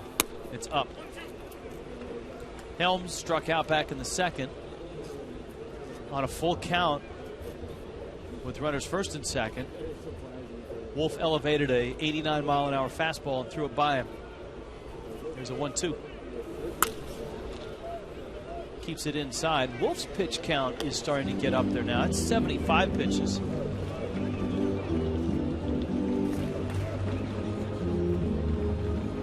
Super Saturday tomorrow. Marlins and Brewers tomorrow night. A Sunday matinee. And then a Monday night game. This is what they call in baseball the wraparound series. Helms hooks that one into left field, a base hit. We've seen Wes swing through a lot of fastballs. Randy Wolf will probably second-guess himself about this breaking ball. Right now, this is a pitch that Wes has better swings at. And sharply hits that one by McGee, the third baseman. Giovanni Gallardo goes tomorrow night, the right-hander for the Brewers. Chris Bolstad counters for the Fish. It's a day game for Anibal Sanchez against a lefty, Chris Narveson, on Sunday. And Javi Vasquez and Zach Greinke will finish things on Monday night. Bonifacio now. Boy, he has tried to pull every pitch he has swung at tonight, and Wolf knows that, and he just keeps moving it further out off the plate. Keeps throwing that fastball, it just tails away a little bit.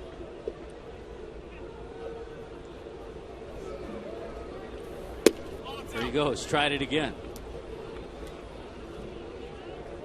Bonifacio was in the middle of those 3 strikeouts that got Wolf out of trouble in the second. A Mike Stanton home run has made it 4-2.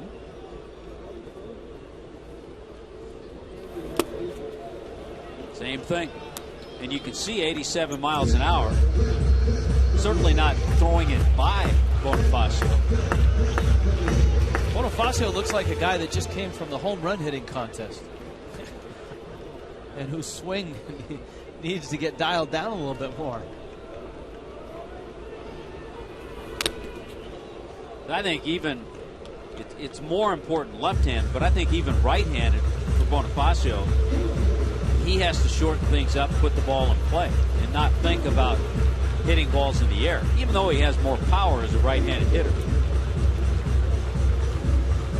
Of course, he's hit one ball out of a stadium, and that was from the other side of the plate. Yeah, in Cincinnati. John Maley, the hitting coach, has done a lot of work with Bonifacio from last year through this year. Made a lot of improvements and some big strides.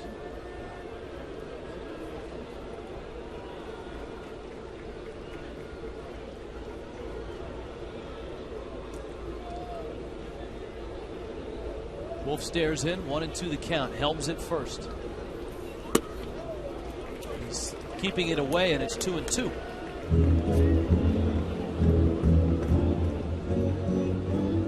The other thing you like about Bonifacio, you come to the ballpark, you see him in the clubhouse, he's always ready to play.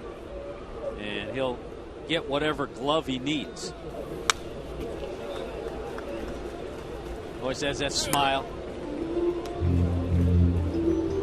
He uses on his bat, you see that black stuff. That's not tape. That's a grip. Kind of a stickum thing. It's an actual grip that comes in a roll of tape. It's much like a tennis racket or a golf club grip. Some of the players are starting to use that now. Bonifacio does. As opposed to pine tar. Yeah, as opposed to pine tar and nothing on it.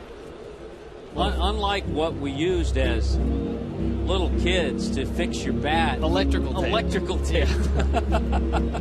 After you put a couple nails of nails in it, throw some, get some of Dad's electrical tape and fix it up. Wolf's pitch count has lapped Nolasco's now, and Bonifacio, little by little, is trying to zero in on these, and he's still, Tommy, kind of pulling off these offerings as Wolf has kept it either off the outside part or on the outside part. Next pitch Wolf throws to Bonifacio will be the 9th pitch he's thrown to him. You wonder if he's eventually going to snap off a breaking ball or try to get a cutter on his hands. Because everything's been away. Yeah.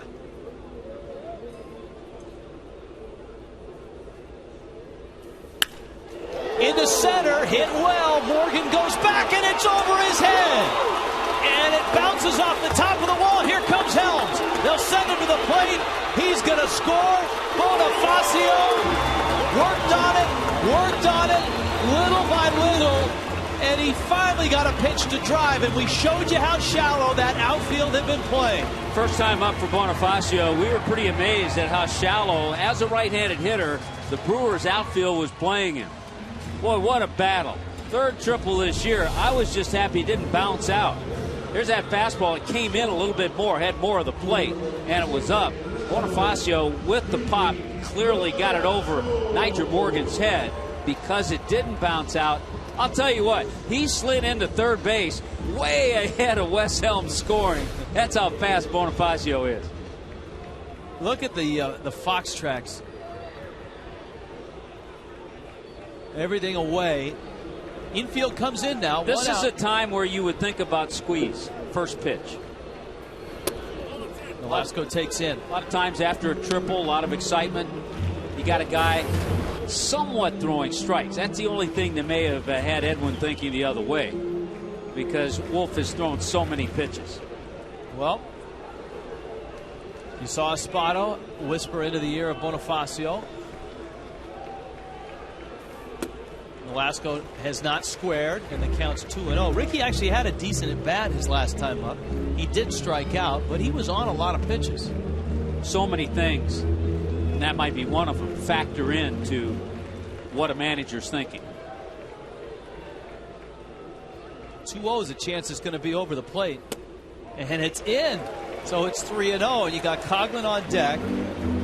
Wolf obviously unnerved. It was a terrific at bat by Bonifacio. He wore him down. Bonifacio wore Randy Wolf down.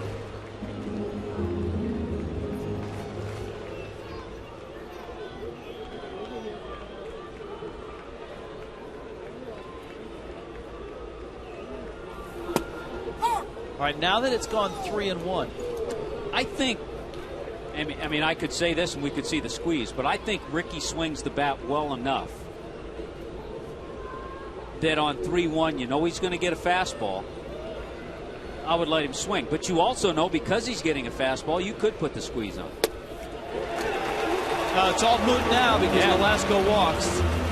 Plus, with Coghlan on deck, you'd like Coghlan to get an AB with a runner at third. Rick Kranitz, friend of the show and former Marlin pitching coach, on his way out to the mound. Yeah, missed badly. Randy Wolf did. And I really do think the at-bat, he's all over the place to Ricky. The at-bat of Bonifacio wore him down. Everybody says, and no surprise to us, that Rick Kranitz has done a nice job with this Brewers pitching staff. He took over for Rick Peterson. Different styles, different philosophies. And Peterson actually had another year on his contract. The Brewers had to eat it. And that was a pretty sizable contract as pitching coaches go. Of course, Ken Maka was the manager, and he was fired. Willie Randolph was the bench coach. And Randolph has ended up in Baltimore. He's the bench coach in Baltimore. Where Rick Kranitz used to be as pitching coach. It all comes around. That's where Jim Presley is now. All comes around. All right, Coghlan takes a big breaking ball outside. Middle infield is back for two. Coghlan has lined to left and hit a routine grounder to short that Nesky Betancourt threw away. There's Bonifacio, and there's Nolasco. Coghlan a liner to left. Bonifacio tags, coming home. Kotze's throw. He is safe. Nieves never got it. Bonifacio had to race back to the bag and did not get the cleanest of starts from third. Kotze made a gorgeous throw. Most players don't score on this. We've talked about the fundamentally sound Mark Kotze, still a very accurate and strong arm. But the whole key for Bonifacio was coming down the line, seeing that ball in the air. You're always taught line drive, fly ball, tag up, less than 2 outs. He gets back quickly and tags up. Kotze with a perfect throw, but then blocked out a little bit is Nieves, and I think he lost the throw. He didn't see it. There's Bonifacio tagging up. Boy, speed got the Marlins that 4th run and tied the game. I think he blocked the catcher Nieves out a little bit. He didn't see that ball coming. This is Bonifacio's inning.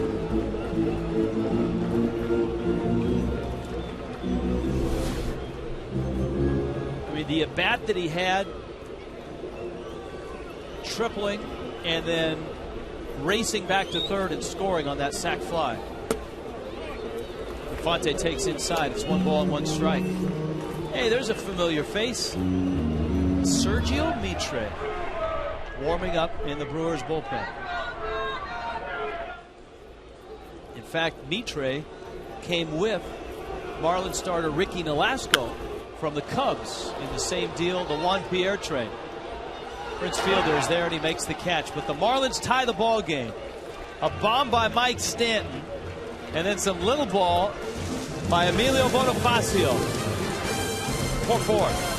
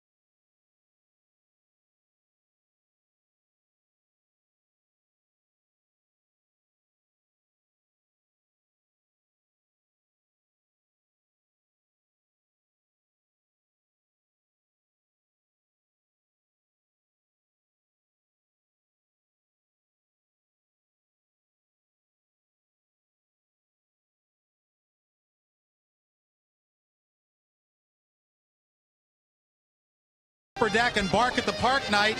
We're with Judy, who's Gabby Sanchez's wife, and who do you have with us? This is Slugger Sanchez. Slugger, that's appropriate. And how long have you had Slugger? 1 year. We got him last April. You actually said Gabby was on a road trip when you got the dog, so he came home to a new addition in the family? Gabby was actually in Colorado. I sent a picture of the puppy. I'm like, we have to have this puppy, right? But I knew he was playing already. So by the time he got the text, we already had the dog. So he came home to this tiny little angel of a dog. Slugger was actually here last year at Bark in the Park, but he slept most of the time. Now he's enjoying, especially Gabby's home run.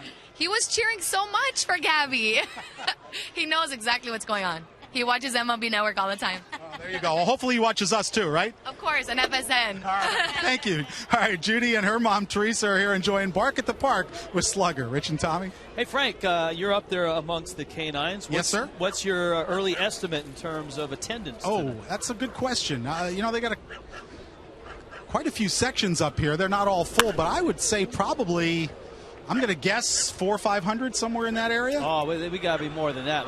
It's tough for me to tell right in the middle of it, because I don't have the big picture, the wide picture. Last year, 1,600 dogs. So yeah, well, it's, you know what, you may be right. It's like I said, I'm not getting the big picture here sitting next to Judy, so you're probably right on that. There's a lot of them, and everybody seems to be having a great time. You got to keep in mind, too, that a lot of the dogs are in the back getting their pictures taken with Billy the Marlin and having drinks of water and snacks out there. So not all the dogs who are actually here are in seats right now. There's a whole bunch of them in the back behind the sections. Yeah, that's where they got the Scooby snacks. Exactly. Nigel Morgan is up, the 1-2 pitch. He swings and misses at a gorgeous changeup. We've seen games where Ricky Nolasco has been able to do this. His club has got him back in the game. They've tied the game. Very important inning, I think, for Ricky. Throws a great changeup to strike out Nigel Morgan to get the first out. And these are the two hitters that have given him the biggest problems tonight. Corey Hart has scorched 2 line drives to left for hits, has scored 2 runs. Then you got Prince Fielder, who's walked and hit a 2-run homer. A strike. Dan Iasonia has been very consistent with his strike zone tonight. Any night, we're not talking a lot about the home plate umpire and showing you Fox tracks every other at bat. He's having a good game. And all of a sudden, see here in this inning, Ricky has gotten ahead. He's thrown a couple of good breaking balls through that good changeup to Morgan.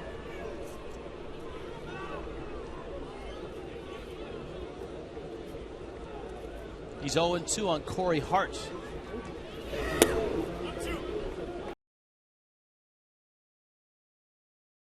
Here with the Brewers is a Major League Baseball news junkie.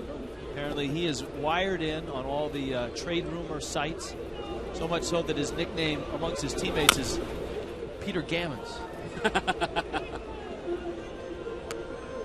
I wonder if he tweets. I'm not sure. I know that he has a lot more money now for gadgets, because he signed a 3-year, $26 million contract. This is the first year of that. He signed through 2013. Chopper, Helms to his left. And Ricky has the first 2 outs of this important 5th inning. We talked about Hart. Big arms, big swing, likes to get the ball out over the plate. If you crowd him, there's the target, there's the pitch, and all Hart can do is hit that little tapper to third base. So Ricky really finding his spots here in this inning. All right, here's the litmus test, though. That's Prince Fielder.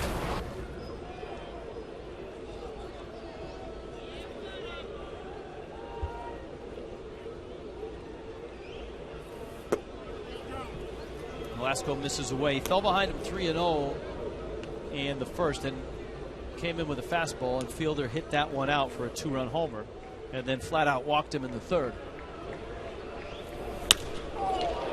And Fielder hits a mammoth fly ball to center field. Coughlin coming in and makes a basket catch. Man, wasn't sure that one was ever going to come down. 4-4.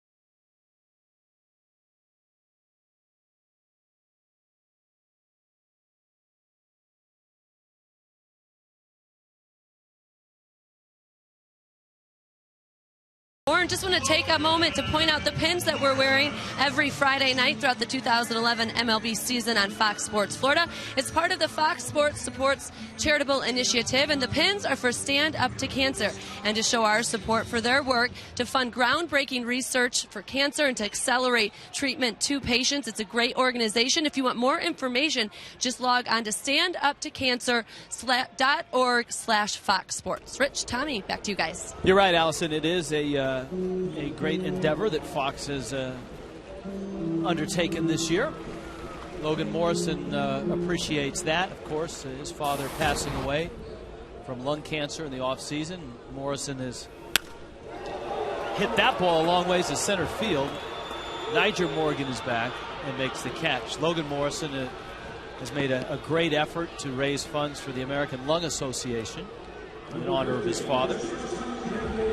Well, Logan Morrison not afraid to stand up to anything he believes in, and we heard that a little bit with the interview that he had on XM radio, standing up for his teammate Scott Cousins. Yeah, in case you missed the news that broke late last night, Brian Sabian, the general manager of the San Francisco Giants, with some very disparaging remarks about Scott Cousins last night, and that news spreading in the baseball world and rebuffed by just about everybody in baseball.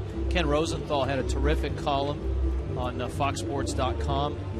And Cousins today as well issued another statement, and a very classy statement. And here's the 0-1. In it, Cousins said that he hoped that Brian Sabian's comments were caught in the heat of the loss of a player like Posey for the season, and that Cousins holds no ill will towards the Giants or Sabian, and that he is certainly, aside from Buster Posey, he said, no one feels as badly for Posey as Cousins has or does. He's tried to reach out on a well, you're being really nice. I'm going to tell you the disparaging comments that Brian Sabian, a general manager for a long time, said. He said, if I never hear from Cousins again or he never plays another game in the big leagues, I think we'll all be happy. That's not right. And that should be dealt with by Major League Baseball. Agreed. Into right field. And it's caught there by Corey Hart. Because you think about it, what would we be saying if a player said that? What would we be saying if a player said that, let alone a general manager, a guy of Brian Sabian's position? I think the shocking thing for everyone, aside from what he said, was the fact that it was 8 days after the incident. Premeditated. Here's Mike Stanton. Let's see what Wolf has in store for Mike Stanton after he hit that slow curveball about maybe not 400 feet, but close to it. It was a lollipop curve, and the thing was, it was way out of the strike zone. It was up around Mike's eyes and on the outside part of the plate. And like a slow-pitch softball hitter, he loaded up and drove it out. That ball's hit to right, but it's turning foul and out of play. In talking to all of those who followed Mike Stanton on his road up here, there's that big breaking ball. Probably a ball if he lets it go. All of those who followed Mike in the minor leagues, Edwin included in that group. John Maley, the same thing. Prince Fielder is over and there and makes the catch. You always have to be careful if you're the other team, because he'll get on a streak and go with it. Bark at the Park, it's 4-4.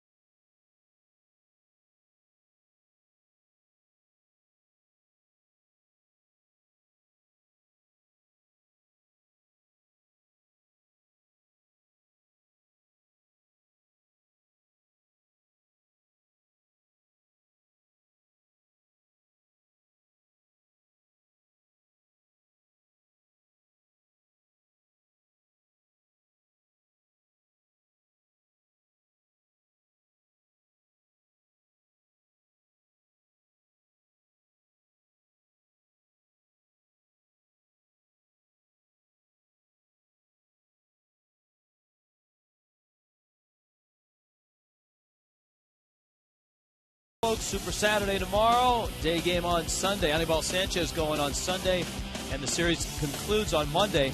Braves are in town for 3, then Arizona for 4. Just as we look at the upcoming schedule, you can live forward with Just for Men hair color. Well, as hot as Arizona has been playing, the Nationals went into Chase Field and beat them last night 6-1. Washington's won 3 in a row.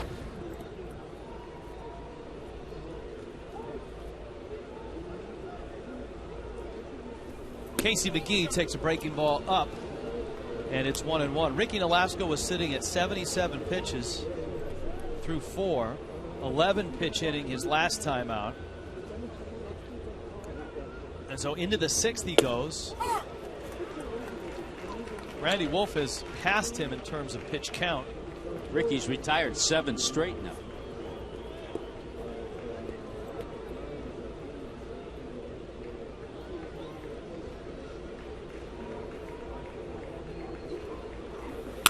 One-two pitch off of Nolasco. Ricky finds the ball and throws him out. Nifty move by Gabby at first base. Yeah, Gabby made a nice move to adjust to the throw. Ricky seems to be shaking his head, saying, I'm all right, waving everybody off. But the obligatory visit from Mike Kozak and Randy St. Clair. But Ricky saying, no, it hit me on a little meaty part. I'm okay. And the key is that he was able to pick up the ball right away and see where it went, and then completed the throw. But notice how Gabby shifts his feet to go over into foul territory to make that catch. So Nolasco, since giving up the 2 runs in the 3rd, and that made it 4-1 at the time, has been on a nice run. He's retired 8 in a row. Kotze, the last to reach. I tell you what, Mark Kotze against Ricky Nolasco is now 7 for 8 in his career. Yeah, you almost want to say, hey, that's a mismatch. And his out tonight was a line drive. Well, to the credit of Ron Renicky, the manager of the Brewers, he decided to give Braun another day off, get Kotze in the game, and Kotze's got a couple of hits.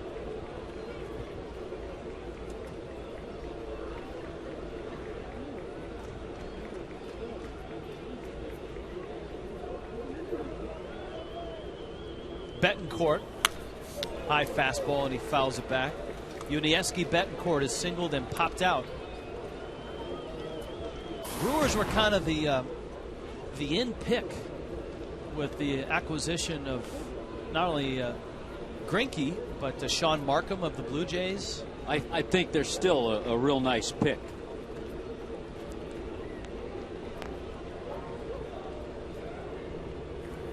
Just 2 games behind the Cardinals coming into play tonight. Steve Cishek in the Marlins bullpen.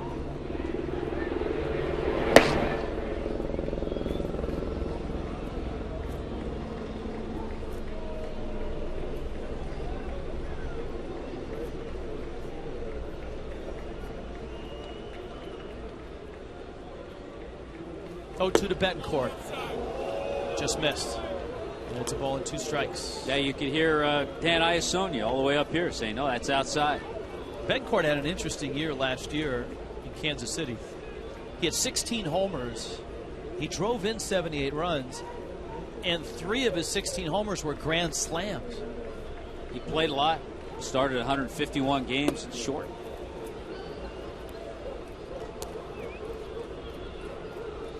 Makes Miami his off-season home.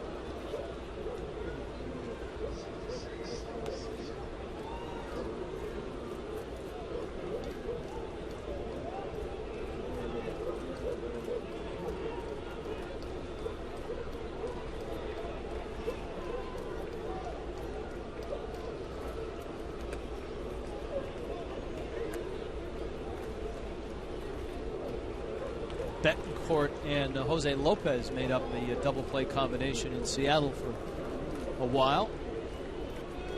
And the folks up there thought they'd be together for a while, and it didn't quite work out. 2-2. Inside corner. Nice pitch. Whether it was in or off the plate, it's still a good pitch because Ricky worked in and out with Betancourt. And finally freezes him on a fastball and nicely framed by John Buck. Watch his catcher's mitt curl it in and get that call. Might have been off the plate a tad, but that's a good pitch.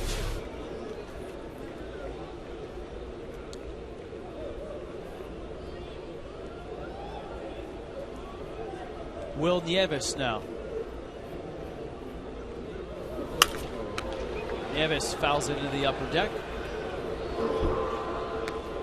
You talked about the I thought it was a really interesting number, the long road to the major leagues for Nieves and the ups and downs. He has 1,000 minor league career hits and a little over 150 major league hits.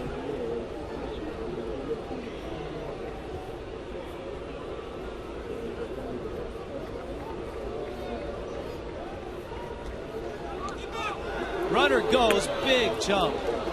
And Kotze, the veteran, felt Nolasco had fallen asleep, and he takes second. Well, he kind of did, and you heard guys yelling, step off. That's what you're told to do as an infielder, a catcher, a first baseman. And I heard somebody yelling, step off. And Ricky was so focused on the batter that he just continued with the pitch.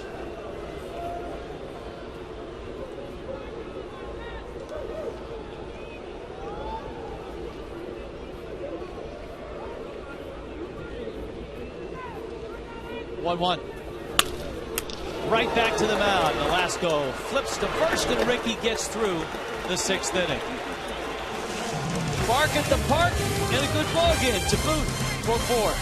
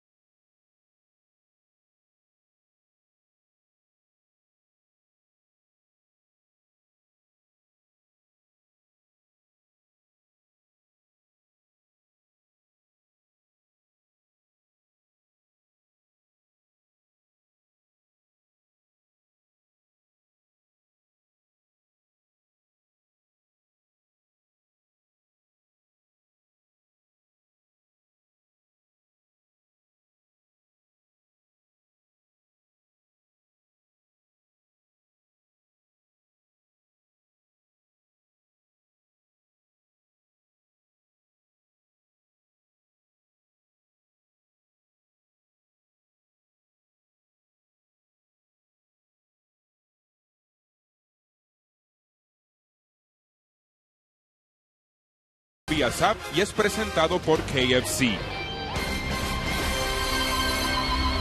A long homestand, which means we'll have a chance to visit with Cookie and Raul. Hi, guys. What's up, fellas? How are you? Hey, always good to see you guys. Cookie, we miss you when we're on the road, and Raul, we miss you guys. So good to see you guys.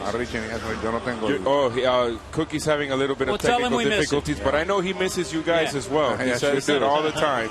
So glad to see you guys again, and I see that we've been talking about it as well over here on the SAP, the hot topic in baseball with Cousins and Brian Sabian, and it's just amazing that it's had so much life. But we were talking about it earlier in our broadcast. I don't think Sabian and other general managers were too worried back in 2003 when the last play of the first round of the playoffs ended at home.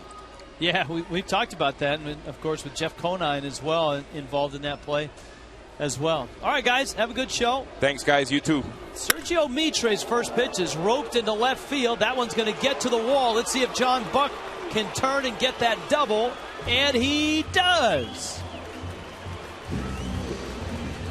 Gets hit by the throw from Mark Kotze, but Sergio Mitre's first pitch of the game. Hit hard to left field. Always the aggressor at the plate is John Buck, and he jumps on that first pitch fastball. It's our Checkers double of the game, and always accurate throws from Kotze. Makes it close, but John Buck with a leadoff double. Of course, in a double switch with Mitre coming into the ball game, Jonathan Lucroy is behind home plate. So Lucroy takes over in a double switch with the catcher. You've got Lucroy now set to lead off in the 9th spot. But the Marlins here in the bottom of the 6th with a nice opportunity. Wes Helms is up. And Mitre's fastball misses up and in. What you're going to see mainly from Sergio Mitre, and we saw at his time, a lot of injury time with the Marlins, is fastball, sliders, and changeups. When he's on, has very good changeup.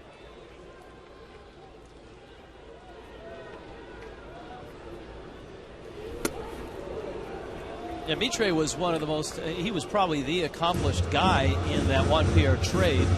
And you had two unknowns in Raniel Pinto and Ricky Nolasco. But it was Nolasco that turned out to be the gem of that deal.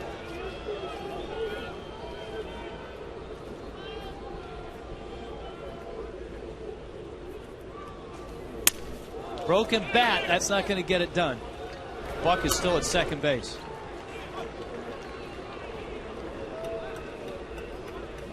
So here's Bonifacio now, and then you've got the pitcher spot up next. Greg Dobbs is on deck. Cishek and Dunn.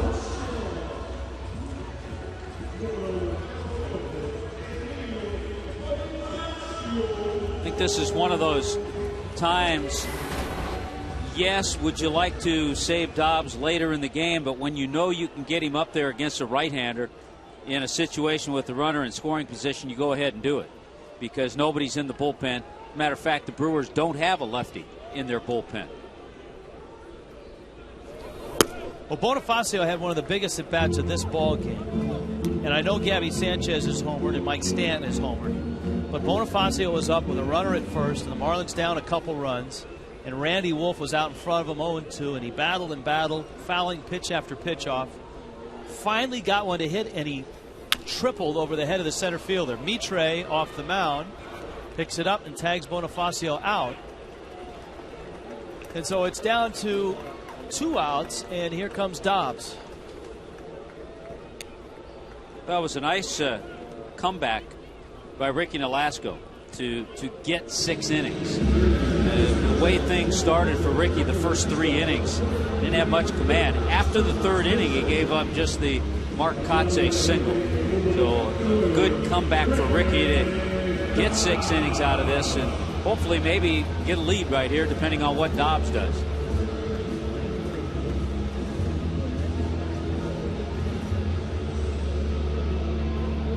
First 3 innings for Ricky through 65 pitches, 36 pitches the last 3.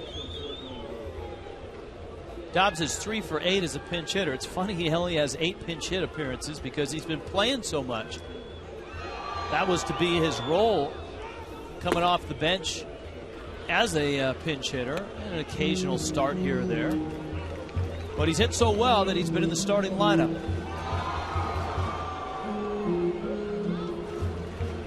John Buck. Last couple of years for Mitre, also filled with some injuries with the Yankees.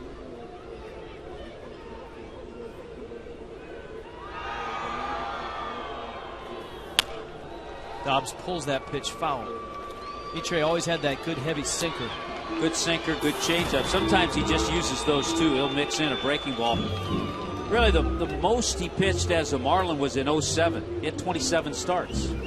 But 27 starts, just 149 innings. Was 5-8 that year.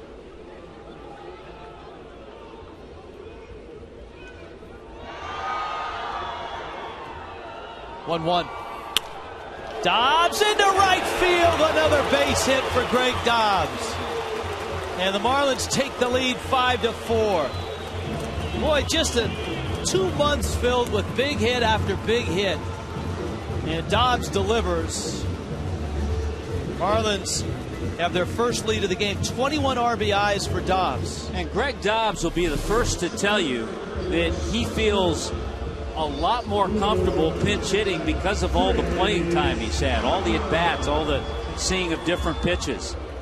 So a comfortable pinch hit appearance there, that's not like not playing for 4 days and then going up and trying to get a big hit. There's a whole lot of difference there, and Dobbs just with another nice swing. Here's Chris Coghlan. Coghlan takes a strike. Coghlan tonight delivered a sacrifice fly in the 4th inning, reached on an error, and is lined out. He's hit the ball hard twice.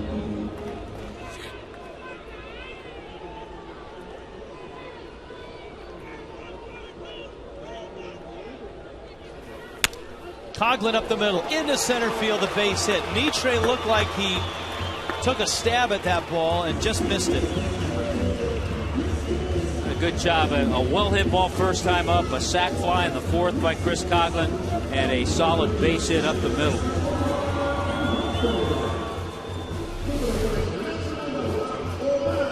There's that sinker. Pretty good pitch, and Mitre can't believe he didn't make the catch.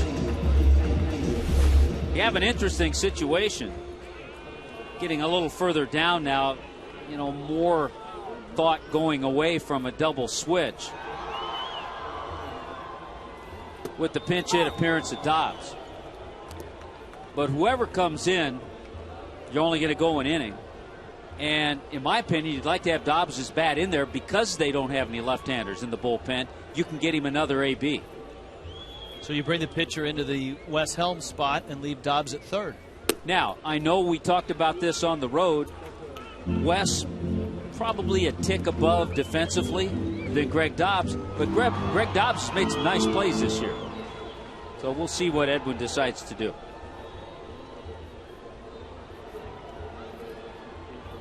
Here's the 1-1. Mitre's sinker misses low, and it's 2-1. Boy, this was the area that really hurt the Brewers last year. Their bullpen struggled. Their rotation was not the best. They scored a bunch of runs last year, but won just 77 games.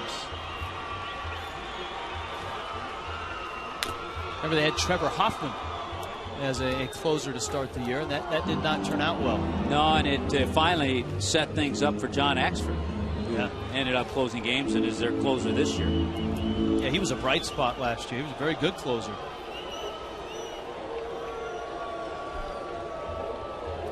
Dobbs a big pinch hit to make it 5-4. Coghlan is followed with a single. 2-2 coming to Infante. Ground ball, McGee, a dive on his knees. He's got no play. So they are loaded up for Morrison now. An infield hit for Infante.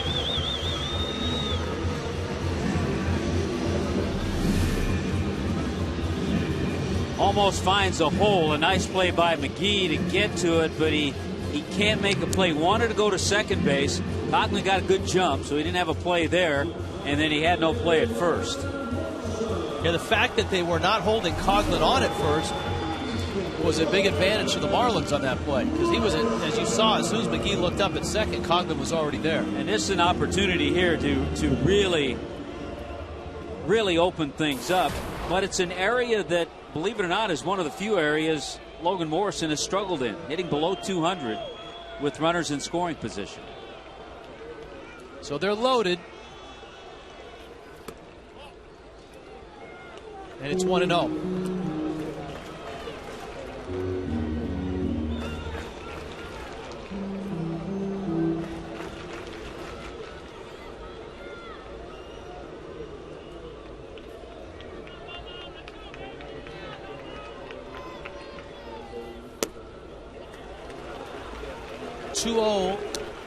To Lomo. And that number of Lomos with runners in scoring position, as you look at the bases full there, surprises me because of his patience at the plate.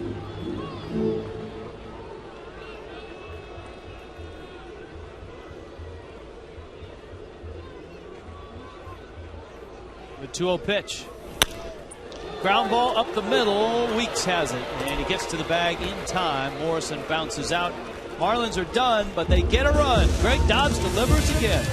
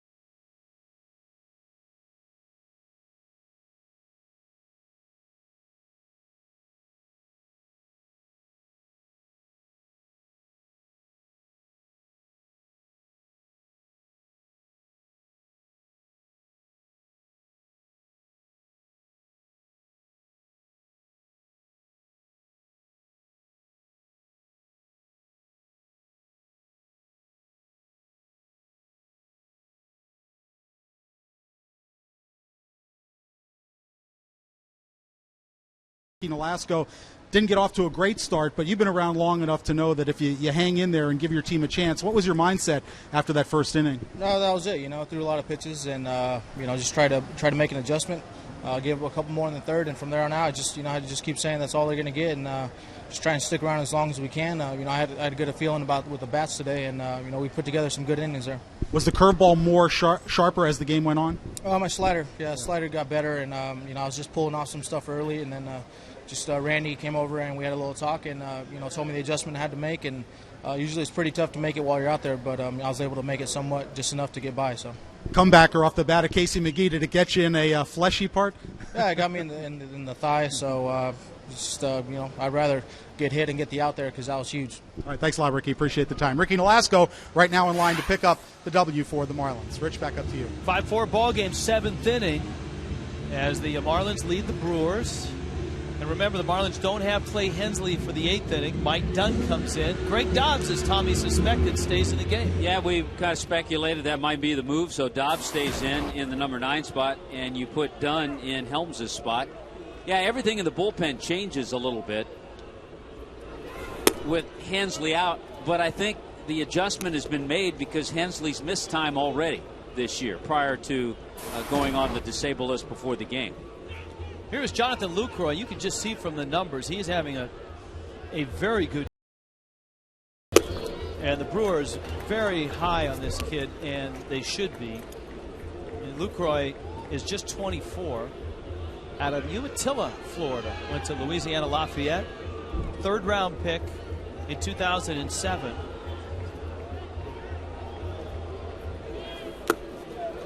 Fouls that pitch back. He actually started last year, began the season last year in Double-A. A little more important role now, I think, for Burke Badenhut. He'll slide into 7th, 8th inning duties. Lucroy's first at bat. He came in a double switch, and Mike Dunn strikes him out. And I think things will change a little bit in the order for Ryan Webb. So guys in the bullpen need to step up at this point.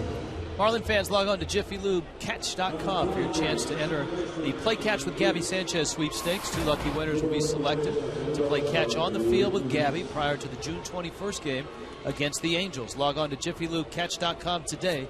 Jiffy Lube, the official oil change of the Marlins. Ricky Weeks is 0 for 3.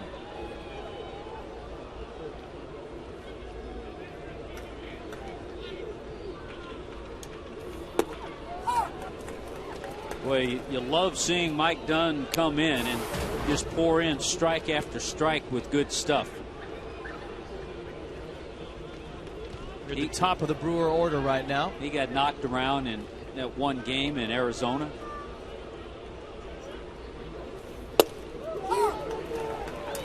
The Brewers doing something that you don't see all that often, and that's a double switch with the your second catcher in the middle of a ball game.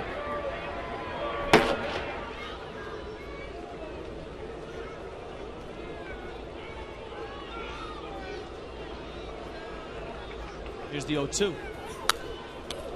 That one fouled back to the screen. Unless there was something wrong with Nieves. He did have that bang-bang play at the plate with Bonifacio. That's a possibility, but I would guess not.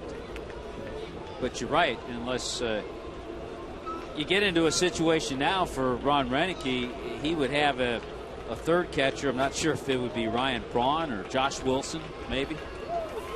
Maybe a Casey McGee at third. Maybe. He looks like a catcher. Don't know if he can catch. 1-2. The count to Ricky Weeks.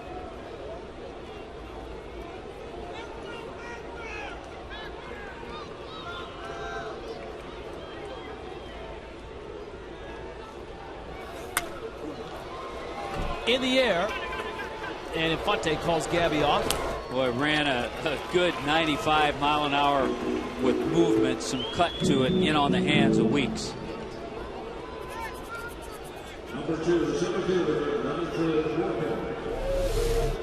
Big, strong guy. You want to tie him up. There it is. And if you have 95 miles an hour, there it comes. And that's in a great spot. Good location.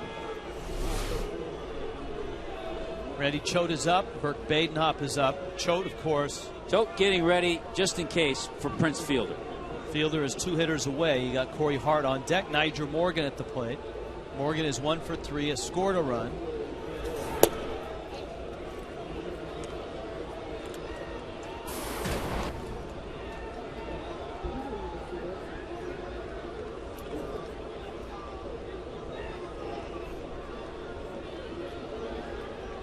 Here's the 1-0. Fastball up, and it's 2-0. Morgan was greeted with a few boos as he arrived at the plate for his first at bat, and similarly so with each at bat. Tries the bunt on 2-0. He takes a strike. It's 2-1.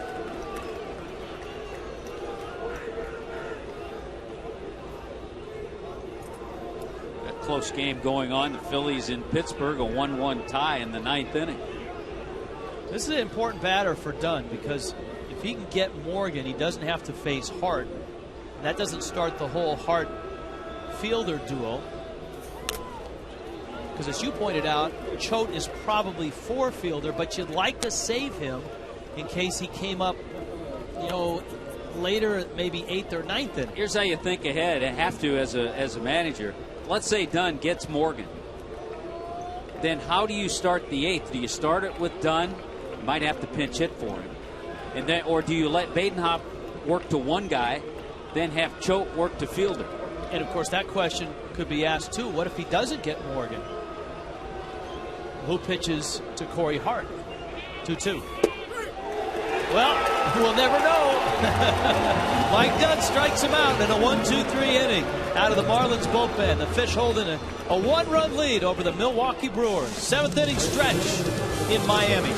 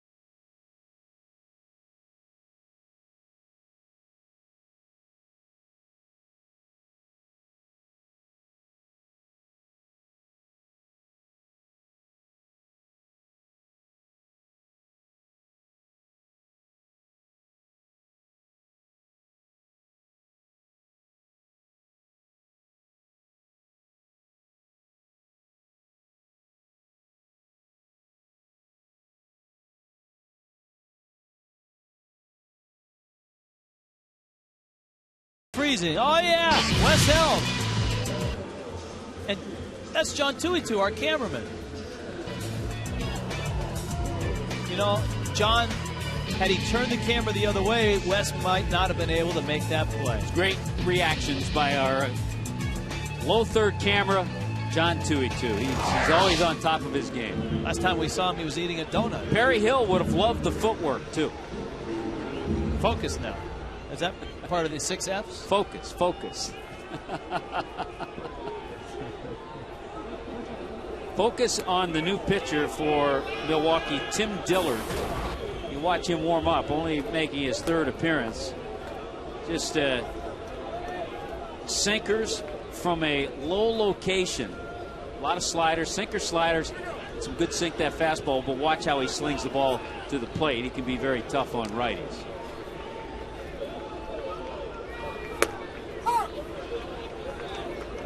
Throws a strike to Gabby Sanchez. Sanchez in this ball game is homered, bounced into a double play and flied out. His home run is 10th of the season. Mike Stanton has hit his 13th. Emilio Bonifacio has an RBI triple. He scored on Chris Coughlin's sac fly. And Greg Dobbs delivering a 2-out pinch hit RBI single. And doing it off the former Marlin, Sergio Mitre.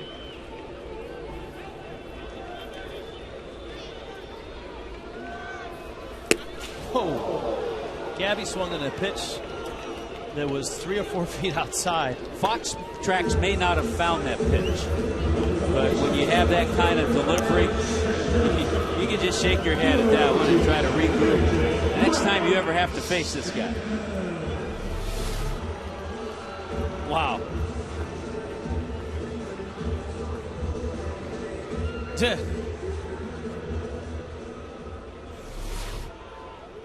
There's Stanton now. This would be an interesting AB.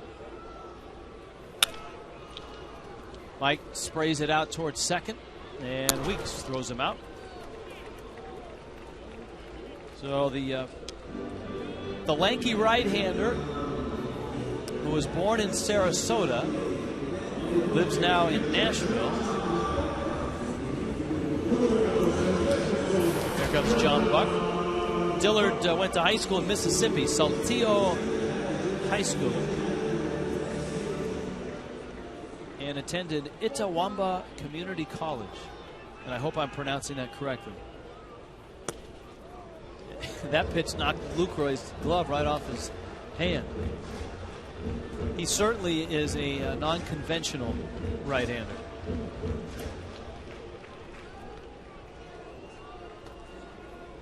You track the history of pitchers that throw in this fashion. They usually didn't always throw that way.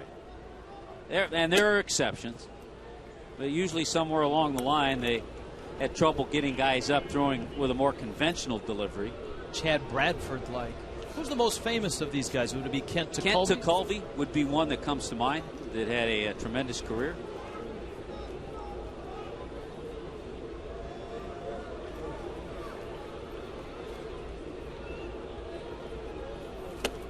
The late Dan Quisenberry. Yeah, that's another. Good call.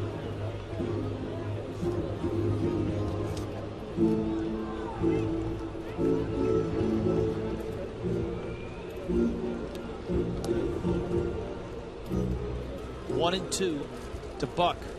Buck has doubled and singled. He's 2 for 3. And he pops that one foul. This is for right-handed hitters. This is a lot like facing, as a left-handed hitter, those lefty specialists that throw the frisbee sliders. But you don't see many lefties, if any, I'm trying to think, that throw submarine. They'll throw sidearm with that frisbee slider. Jeff Nelson, another guy that brought it from down there, who had his start in Seattle, but had his best years with the New York Yankees. Yeah, tremendous success with the Yankees. Choate and Badenhop ready to go, as the Marlins look like they may try to piece together the 8th in the absence of Clay Hensley. And Buck went after the same pitch that Gabby Sanchez went after. That's nasty stuff, Tim Dillard.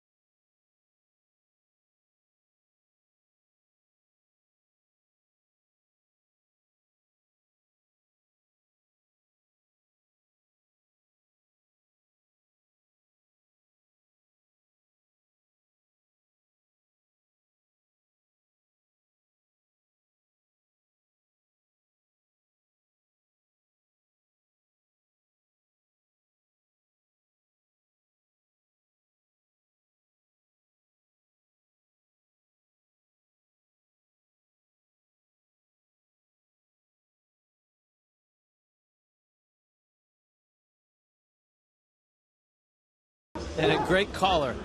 Bark at the Park night. Oh, let's get a better view. Come on.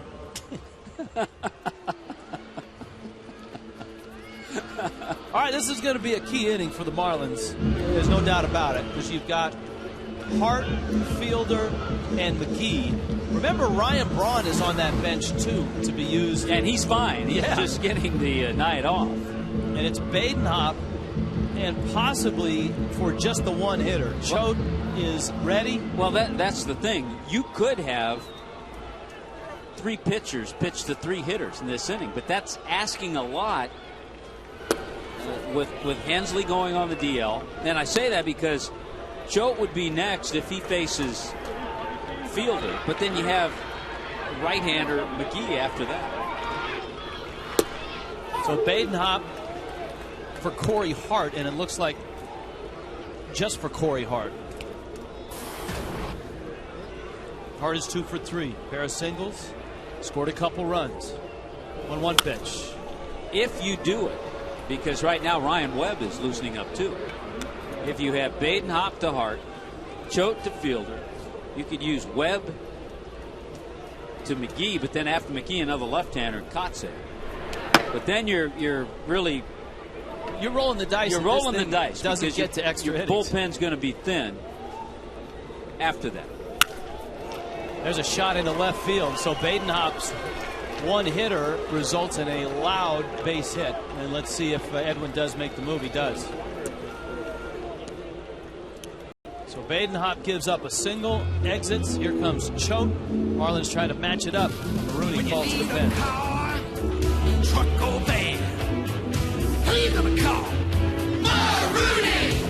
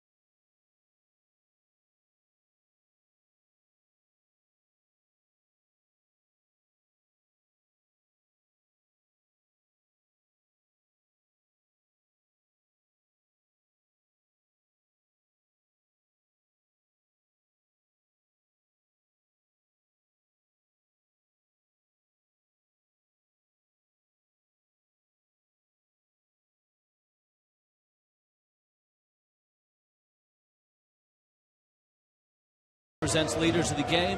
Home run as a team. The Brewers now at 62 homers.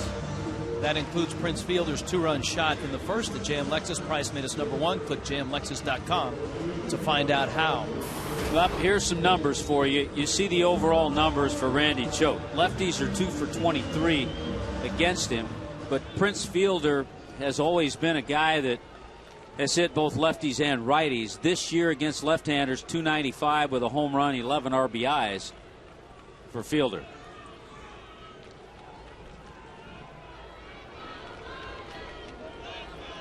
Since the home run, he has walked and popped out. Corey Hart, good speed at first. Choate to the plate. Misses in.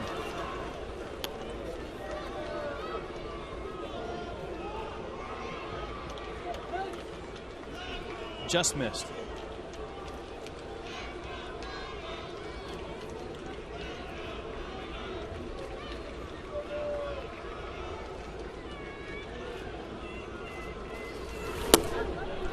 Two and 0. Remember, Randy Choate played a part in the Diamondbacks' comeback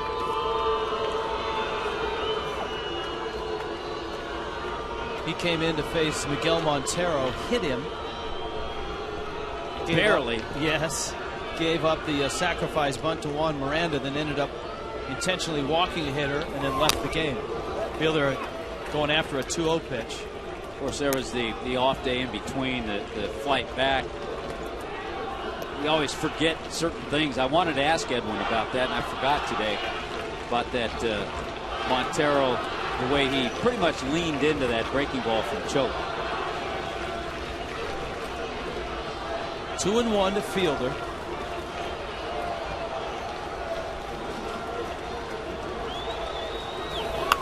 A good pitch in on his hands, and Fielder, a guy that usually has pretty good discipline. I told you that he walked 114 times last year to lead the National League. The thing I think in watching this year, Randy Choate, I'm amazed at the number of fastballs he throws. 2 left-handers. He gets them set up at times for that big sweeping breaking ball, but he gets a lot of strikes with the fastball. Looks like he may throw one here. 2-2. Fastball back to the mound. Out there, relay, out there. Big double play. So Choate comes in to face the lefty, and he gets 2 outs. He has been fabulous this year. Randy Choate gets 2 outs there. And here comes Edwin again to piece it together a little bit more. And it was a fastball. Yeah. So Choate on his way out. Here's our defensive play of the game, brought to you by Home Depot. Watch out, Choate takes his time. Knows he has a little bit with Fielder the runner. Good feed, Bonifacio the turn. Home Depot doing more on defense. Ryan Webb is in. 5-4 Marlins on top. Here's our Marooney. Called to the pen. Need a car, truck or van. Who you gonna call? Marooney!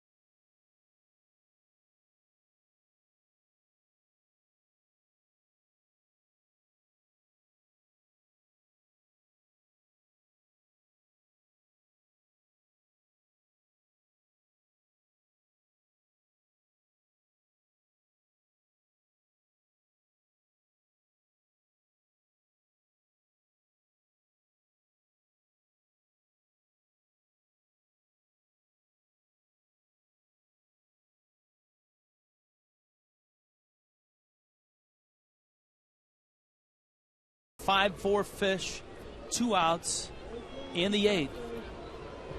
And Ryan Webb comes in, 3rd pitcher to work in the inning for the Marlins. Casey McGee is at the plate. And Webb throws a sinker that misses down low. It's 1-0. Well, we saw Mike Dunn have a nice inning after getting roughed up in Arizona. Right now, Ryan Webb, after 45 pitches he threw in an inning, a rough inning for him. So it's his opportunity now to turn things around. His next outing since then. This is going to be a real difficult stretch for the bullpen. And not just this homestand, because you see Leo Nunez down in the pen. The Marlins have 11 on this homestand. Good hitting clubs. Milwaukee, Arizona. First place clubs. Atlanta in between the two. And then the Philadelphia Phillies in Philly for a 4-game series. And then on the road against the Rays. And then 3 at home against the Angels. Angels playing better baseball. They're at 500 right now. Of course, one day in Philly is that split doubleheader. No one's outside. So that's what, 21 games in 20 days, including the day-night doubleheader in Philadelphia. Everybody will be available in that game, in those games. Webb has gone 3-2 on Casey McGee. Kotze is on deck. That's low. Webb started to the dugout. John Buck turns around to say something to Dan Iasonia. Iasonia's pointing that it's low, but it was not low. It was right. Number 6 wasn't even close to being low. That's strike 3, and unfortunately Ryan Webb's going to have to go after somebody else. Wow. That's a great pitch. Carlos Gomez is going to pinch run for McGee. You mentioned earlier Gomez with 13 steals. So the Brewers get some speed on the bases. And now you've got Kotze up there. Kotze, who is 2 for 3, but all those at-bats were against Ricky Nolasco, against whom he is now 7 for 8 in his career. Gomez at first. Runner bluffs. It's a strike. I think Kotze is a little dismayed that he let that pitch go because he thought the runner was going. That's pretty much the same pitch to McGee. See the look on his face? Yeah, a lot of times a hitter, which he saw the bluff of Gomez, but he thought he was going.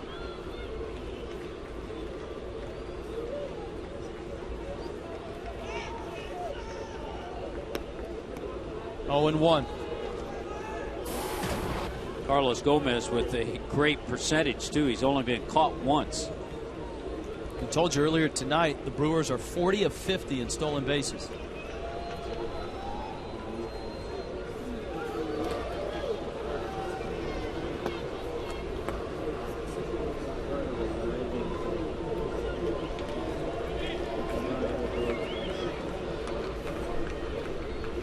Gomez, a former prospect for the New York Mets. He's been traded a couple of times to Minnesota and from Minnesota to Milwaukee. He's going. Pitch is a strike. And it's stolen.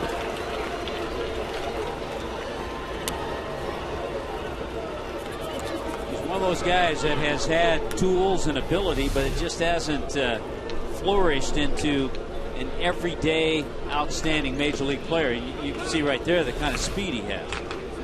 But now you've got Kotze with a count 0-2. Let's see what Webb's got for him. Breaking ball. He was on it. It's 0-2.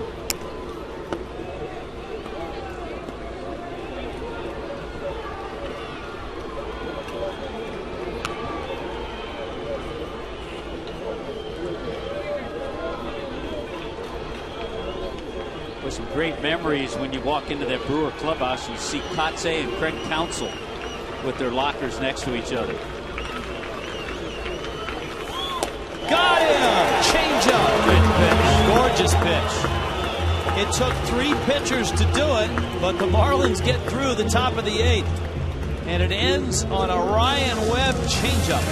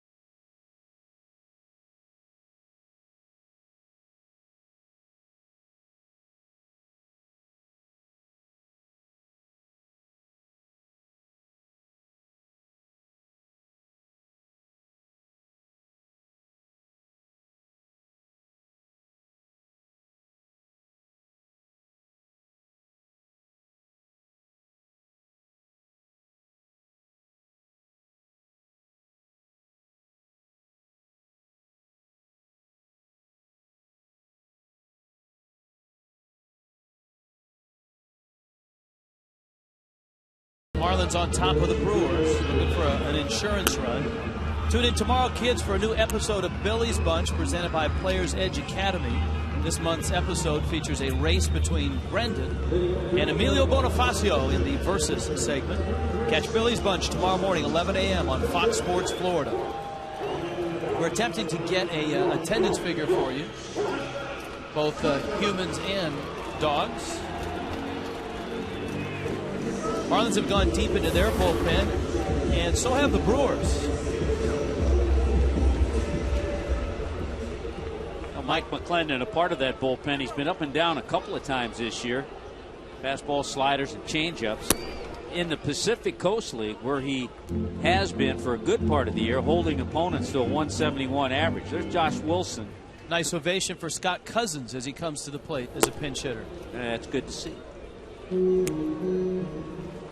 Cousins takes outside. The count 2-0.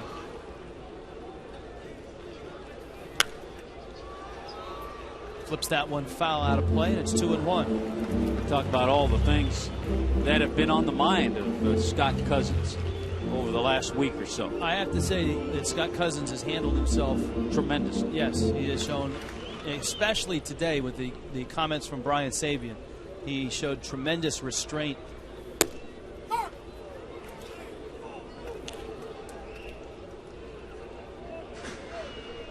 Two and two.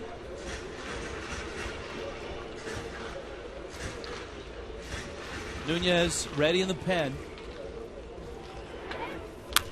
That almost looked like a quick pitch there. An odd windup from McClendon. Yeah, and then threw a changeup. A lot of pitchers will do that. They quicken you up, your thinking and everything with the quick pitch, and then they throw a changeup. See if there's much of a pause. Yeah, it's a different delivery.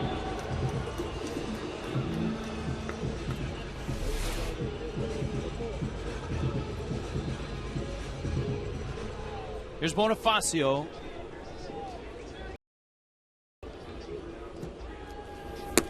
And he takes a fastball on the outside part.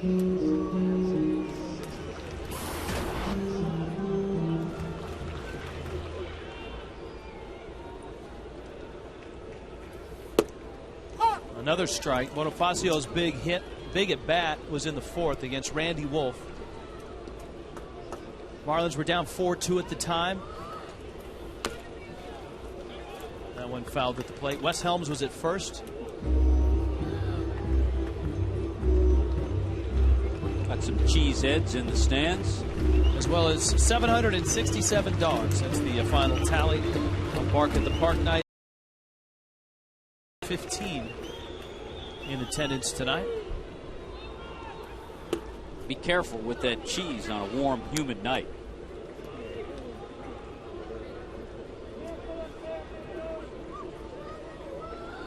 Cheese and beer. The staples. There's another quick pitch by McClendon. He does that out of the windup. Now, yeah, you couldn't do that out of the stretch, but out of the windup. And that's why I would say 90% of relief pitchers nowadays work out of the stretch. You rarely see that in the game today, a guy varying his delivery. Bonifacio lifts that one in the air. Morgan over, and he makes the catch.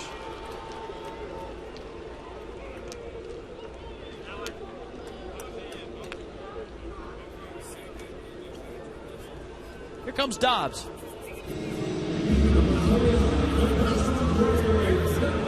Another big hit for the Marlins was Dobbs. That back in the sixth inning.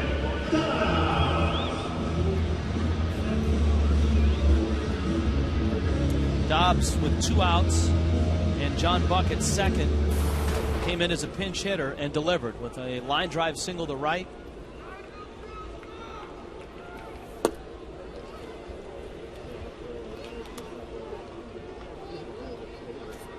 And that's the difference in the game right now, a 5-4 game. Marlins today learning that they lost their 8th inning man Clay Hensley to the disabled list with the shoulder injury from Arizona.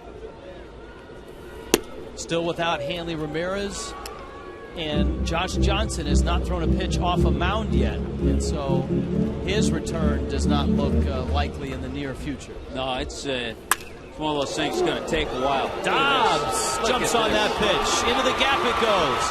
To the wall it goes. And Dobbs will cruise in with a double. 2 for 2. Good pitch, good swing. That's what Dobbs has been preaching all year long. He's had a simple approach. He has stuck with it. And he has put a whole lot of good swings on some pitches. Short, quick, doesn't try to do too much. Every once in a while, in a situation where he's really guessing and thinks he's going to get a pitch middle in, you'll see him turn and maybe try to hit one to right field and pull one.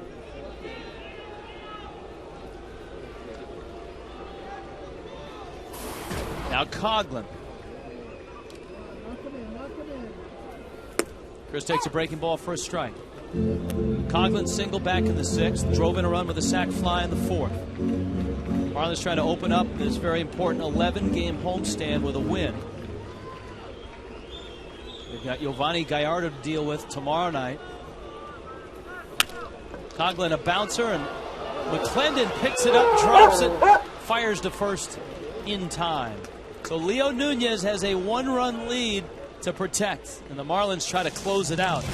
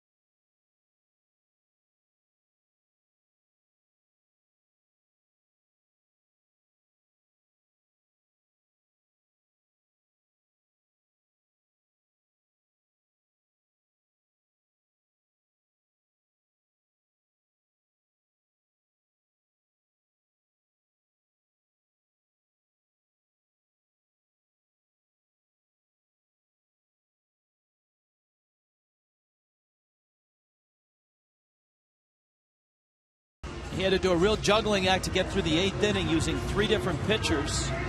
But he got through it, and here it is with Leo Nunez and an opportunity to nail down save number 20. He's got Yuniesky Betancourt. Ryan Braun is on deck. And then Jonathan Lucroy. First pitch fastball is a strike. Leo Nunez had a nice tidy 1-2-3 inning in the Anibal Sanchez game in Arizona to get his 19th save. Soft fly ball, right field, and it falls. Stanton overruns it, picks it up. Betancourt too far off the throw. Safe at first. Wow. What an adjustment by Mike Stanton, who came over for that little short bloop down the right field line. His thought when he saw the runner Betancourt leaning toward second was to go that way. Then he adjusted. Last time we saw a base hit like this, it was a game winner in Arizona off the bat at Justin Upton. A great effort. That's a close play. And give Iasonia, the home plate umpire, a lot of hustle on his part. First base umpire went down the right field line. Iasonia is right there, has the best view of all, and Gabby never made the tag. A little trouble catching it. think that's what caused that. So Betancourt is at first, and here's Braun. Nunez misses down low. Ryan Braun having a terrific year. A dozen homers. He's driven in 40. Yeah, when Renicky made the move with Wilson, he kept Wilson in McGee's spot instead of making a double switch and having him bat in McClendon's. This way he could use Braun, and he'd rather have his bat in this situation than Wilson's. Not a lot of history between the two. You see the pinch hitting numbers for Braun. Only 6 career pinch hitting appearances. He's a guy that plays every day. Against Nunez, 2 at bats, 2 hits.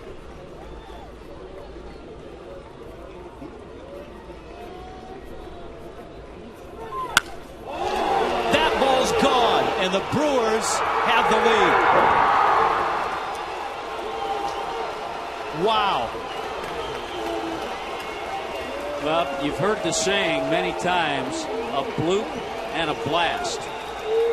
And it was just pulled off by the Brewers, a bloop by Betancourt, and an absolute blast by Ryan Braun on a fastball, a no-doubter. Middle end, just a bad location to a guy who's an outstanding hitter. He knew it right away. A blue-seater. And it's a 6-5 ball game. Braun's 13th home run of the year. So all the gymnastics that the Marlins had to do in the 8th inning to get through it, and in 2 batters, the Brewers wipe out the lead. Changeup misses in. Boy, these are those innings that we've seen really get away from Leo Nunez. This is where he has to get right back in a groove, get some outs, at least keep it just 1 run.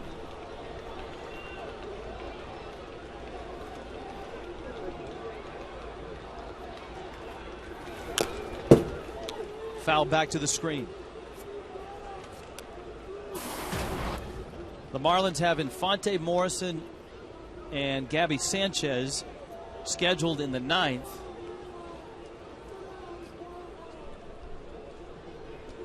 And of course, we talked about the back of the Brewers pen.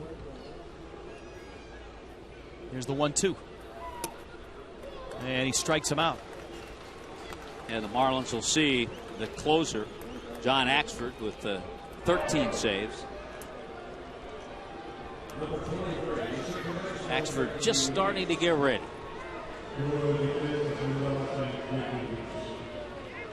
Ricky Weeks now. So Ryan Braun sat on the bench, had the night off. Probably lots of friends down here from his college days. He's a California kid who came to Miami to play his college ball. But, you know, called upon to pinch hit in the 9th. No problem. Fastball, put it in the seats. A good night's work. Weeks is 0 for 4.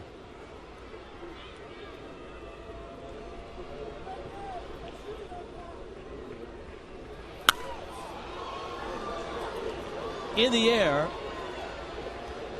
Dobbs. And there are 2 outs.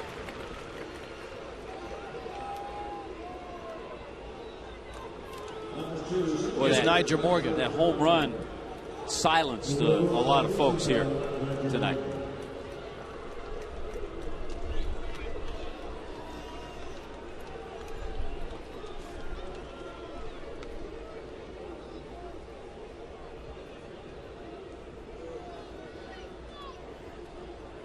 Morgan tonight, a single, struck out twice and popped out.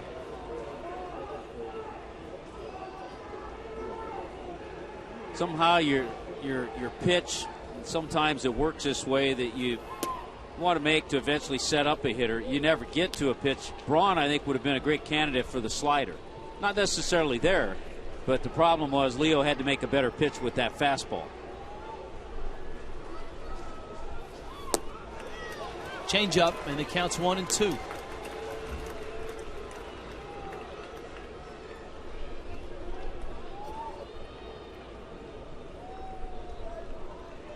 Well, the Brewers have made him the future. I mean, Braun signing a contract extension on top of the contract that he already had, which has him signed through 2021. 10 years, $145 million. It's a big, long-time investment to a big-time hitter, though. Nunez strikes out Morgan, but the Marlins go into the bottom of the ninth needing a run. Ryan Braun, a 2-run pinch hit homer. Here comes the Axeman.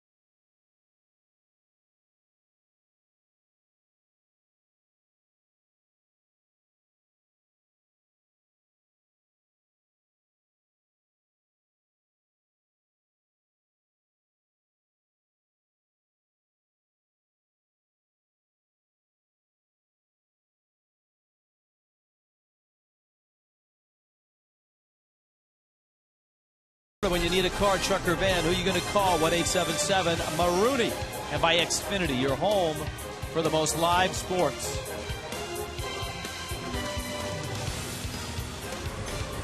A 2-run homer, a pinch hit homer by Ryan Braun brings the Brewers to the bottom of the ninth with a 6-5 lead over the Fish. John Axford, the 28-year-old Canadian, played his college ball at Notre Dame. Took the job when Trevor Hoffman faltered last year and had a good year. He was 24 of 27 in save opportunities. He got his opportunity, and I've heard him interviewed, and he's talked about how much Trevor Hoffman meant to him, even taking his job, but the things he learned from the future Hall of Famer. He pours in a strike to Infante. Omar Infante, Logan Morrison, and Gabby Sanchez, and if anybody reaches, Mike Stanton. Well, the Marlins have some good bats coming up.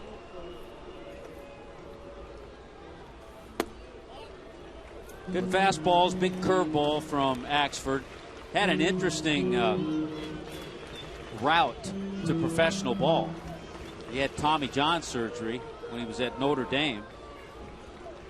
Then came back from that, only pitched a few innings, and then transferred to Canisius. Breaking ball misses inside, and as a result, a guy that was drafted twice ended up having to sign as a free agent out of college. Signed with the Yankees. They released him in 07. 2-1 pitch. He's got good velocity at 95. You talked about the curveball that he throws. He'll mix in mostly the lefties and changeup once in a while, but he'll stay with that fastball and curveball. Why not when it's 95 or 96?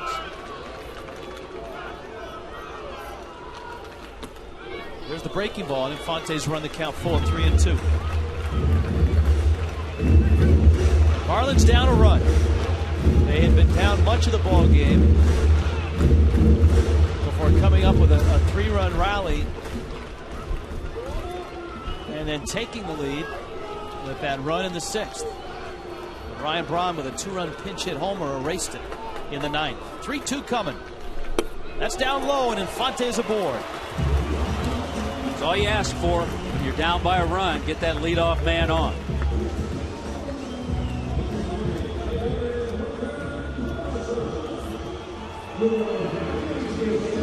All right, Logan Morrison tonight is 0 for 3 and has been hit by a pitch.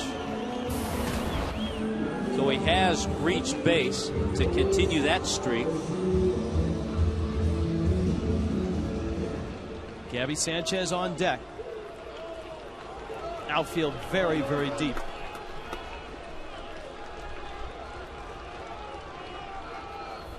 Morrison takes low and inside. And a trip from Lucroy out to talk to Axford. Well, the outfield deep, and you see this late in the game, 1-run ball game. They're trying to cut off anything into the gaps. They want to keep a ball in play in front of them to not allow Infante to score on a possible gapper.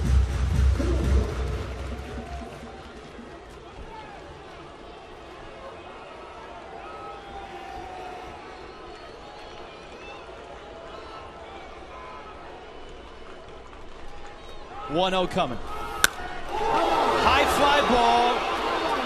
Hart has room when he comes in, actually, and makes the catch.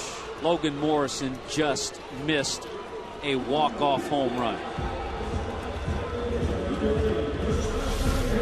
He got himself a good pitch. It was up a little bit. If that pitch is down, we're still screaming and yelling.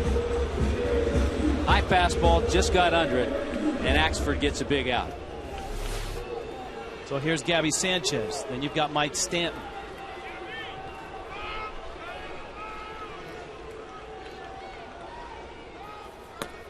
To the screen, and Infante's in scoring position. Now you don't have to think home run. A base hit will at least tie this thing. Wild pitch.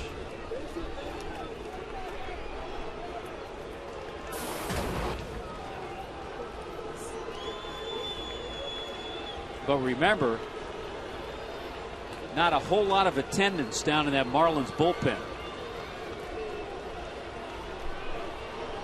1-0. Gabby is homered in the ball game.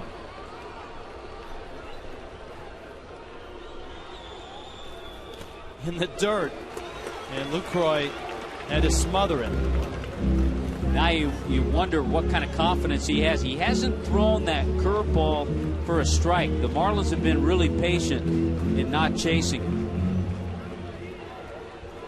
So right here, 2-0, you have to think Gabby's going to see a fastball.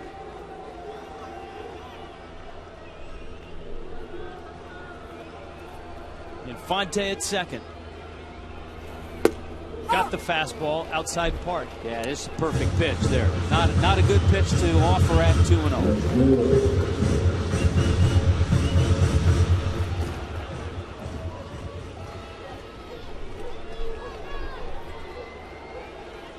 Bottom of the 9th. Brewers a 1-run lead. Infante's the runner at second. Breaking ball, ground ball. Wilson's throw across is in time. So it's Mike Stanton against Axford, and you've got John Buck on deck.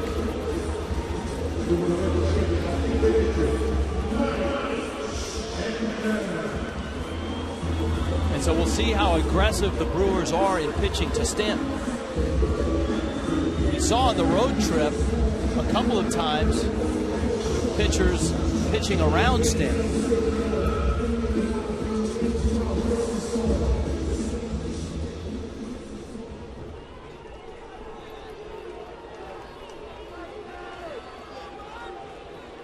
See how the Brewers play it. Jerry Nairn, the bench coach, sitting there with Ron Renicky and pitching coach Rick Kranitz. In the dirt. But we've also seen John Buck swing the bat better. We saw that opposite field home run, his last 2 ABs in Arizona with base hits. And he singled and doubled tonight. There's Infante. A blown save tonight by Leo Nunez.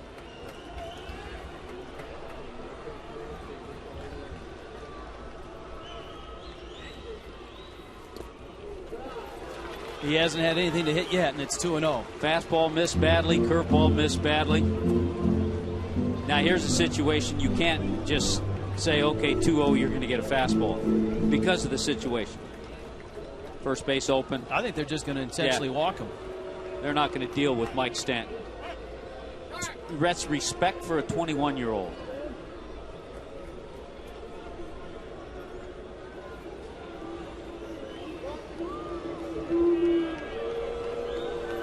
Wow.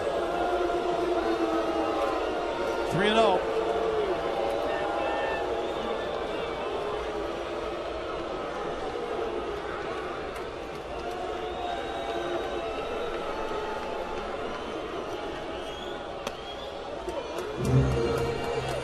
Word gets out around baseball.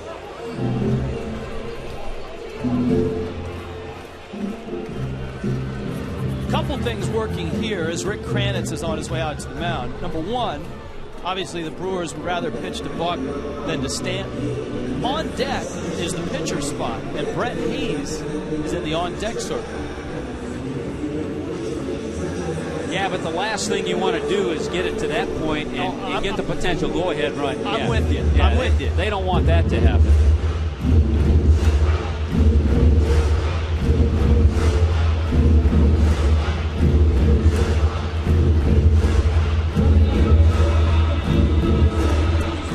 Kranitz has his time on the mound. And now Buck.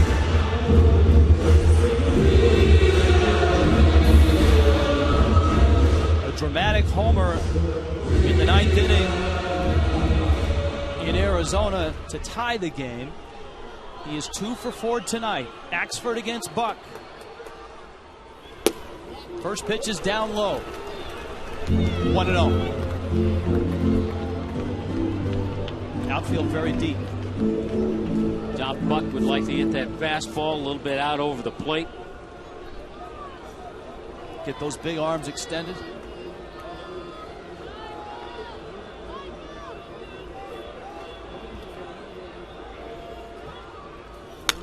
Ooh, that was. He got that fastball out over the plate. 1 ball, 1 strike to the Marlins catcher in a 1-run game.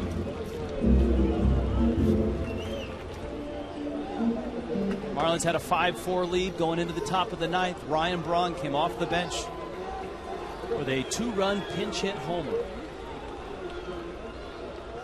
Omar Infante has walked. Mike Stanton intentionally walked. Buck with 2 outs now as the count 2-1.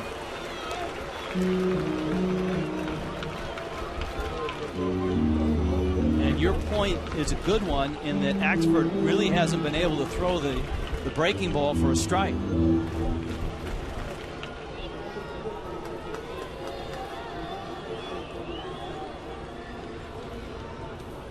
Yeah, he finally did. That's a big one, too. And you're thinking, and John Buck as a catcher, a lot of times the catcher thinks along. You're thinking he might not go with that breaking ball because he doesn't want to go to 3-1. But he threw it, and it was a good pitch. Well, let's see what he goes with 2-2 now.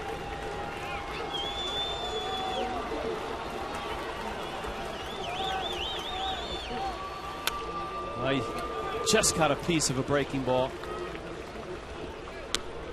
That one was not as sharp. That was more of a 12-6 overhand curve. A little slower. That was a little slower.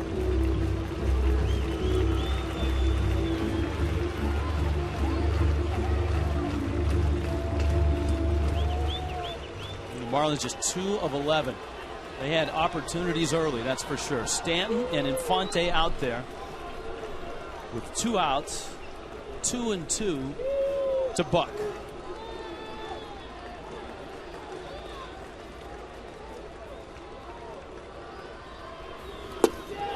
Laid off the curveball, and it's full at 3-2. It gives the runners an opportunity to be on the move. He has thrown 3 consecutive breaking balls to John Buck. Look at the pattern. He's saying, going to stay away. If he hits it out, he's going to have to go the other way. Well, we saw John Buck do that in Arizona. Infante at second, Stanton first. They'll be moving. 3-2 with 2 outs in the 9th. Walked him. They're loaded, and here comes Brett Hayes. Very good at bat by John Buck. He wasn't biting. Axford wasn't challenging. He had that one good pitch to hit, that first strike, the foul ball. And after that, didn't see a whole lot. Brett Hayes has not seen a whole lot of playing time, but in his 13 games, he's done some damage. And he climbs in here in an enormous moment. Bags loaded, 2 outs. Marlins down a run in the 9th. Axford. Fastball misses. It's 1-0. And only 3 pinch hitting appearances for Brett Hayes. He's done the job. Small sample size, but it's still a good job.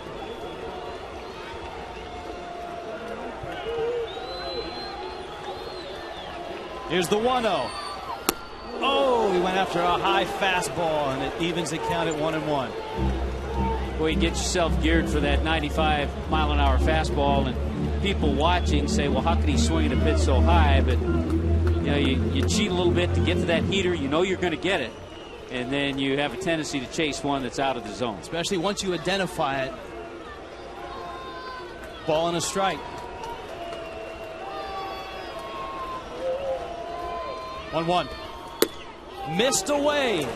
97 with that fastball. Infante at third base, 90 feet away. Stanton's at second. John Buck is at first. 2-1 to the pinch hitter, Brett Hayes. Axford ready. 2-1 coming. Better pitch to hit, but still notice how Axford has kept it away. He did the same thing with Buck. Man, that's he's dialed up 97. Yeah, that's 97 in a perfect spot. Borderline. Probably would have been called a strike. He has not thrown Hayes a breaking ball yet. 2-2. Blew him away with a fastball, 97. Axford gets the save, and the Brewers come from behind. Ryan Braun, a 2-run pinch hit homer. Milwaukee takes game 1 of this 4-game series.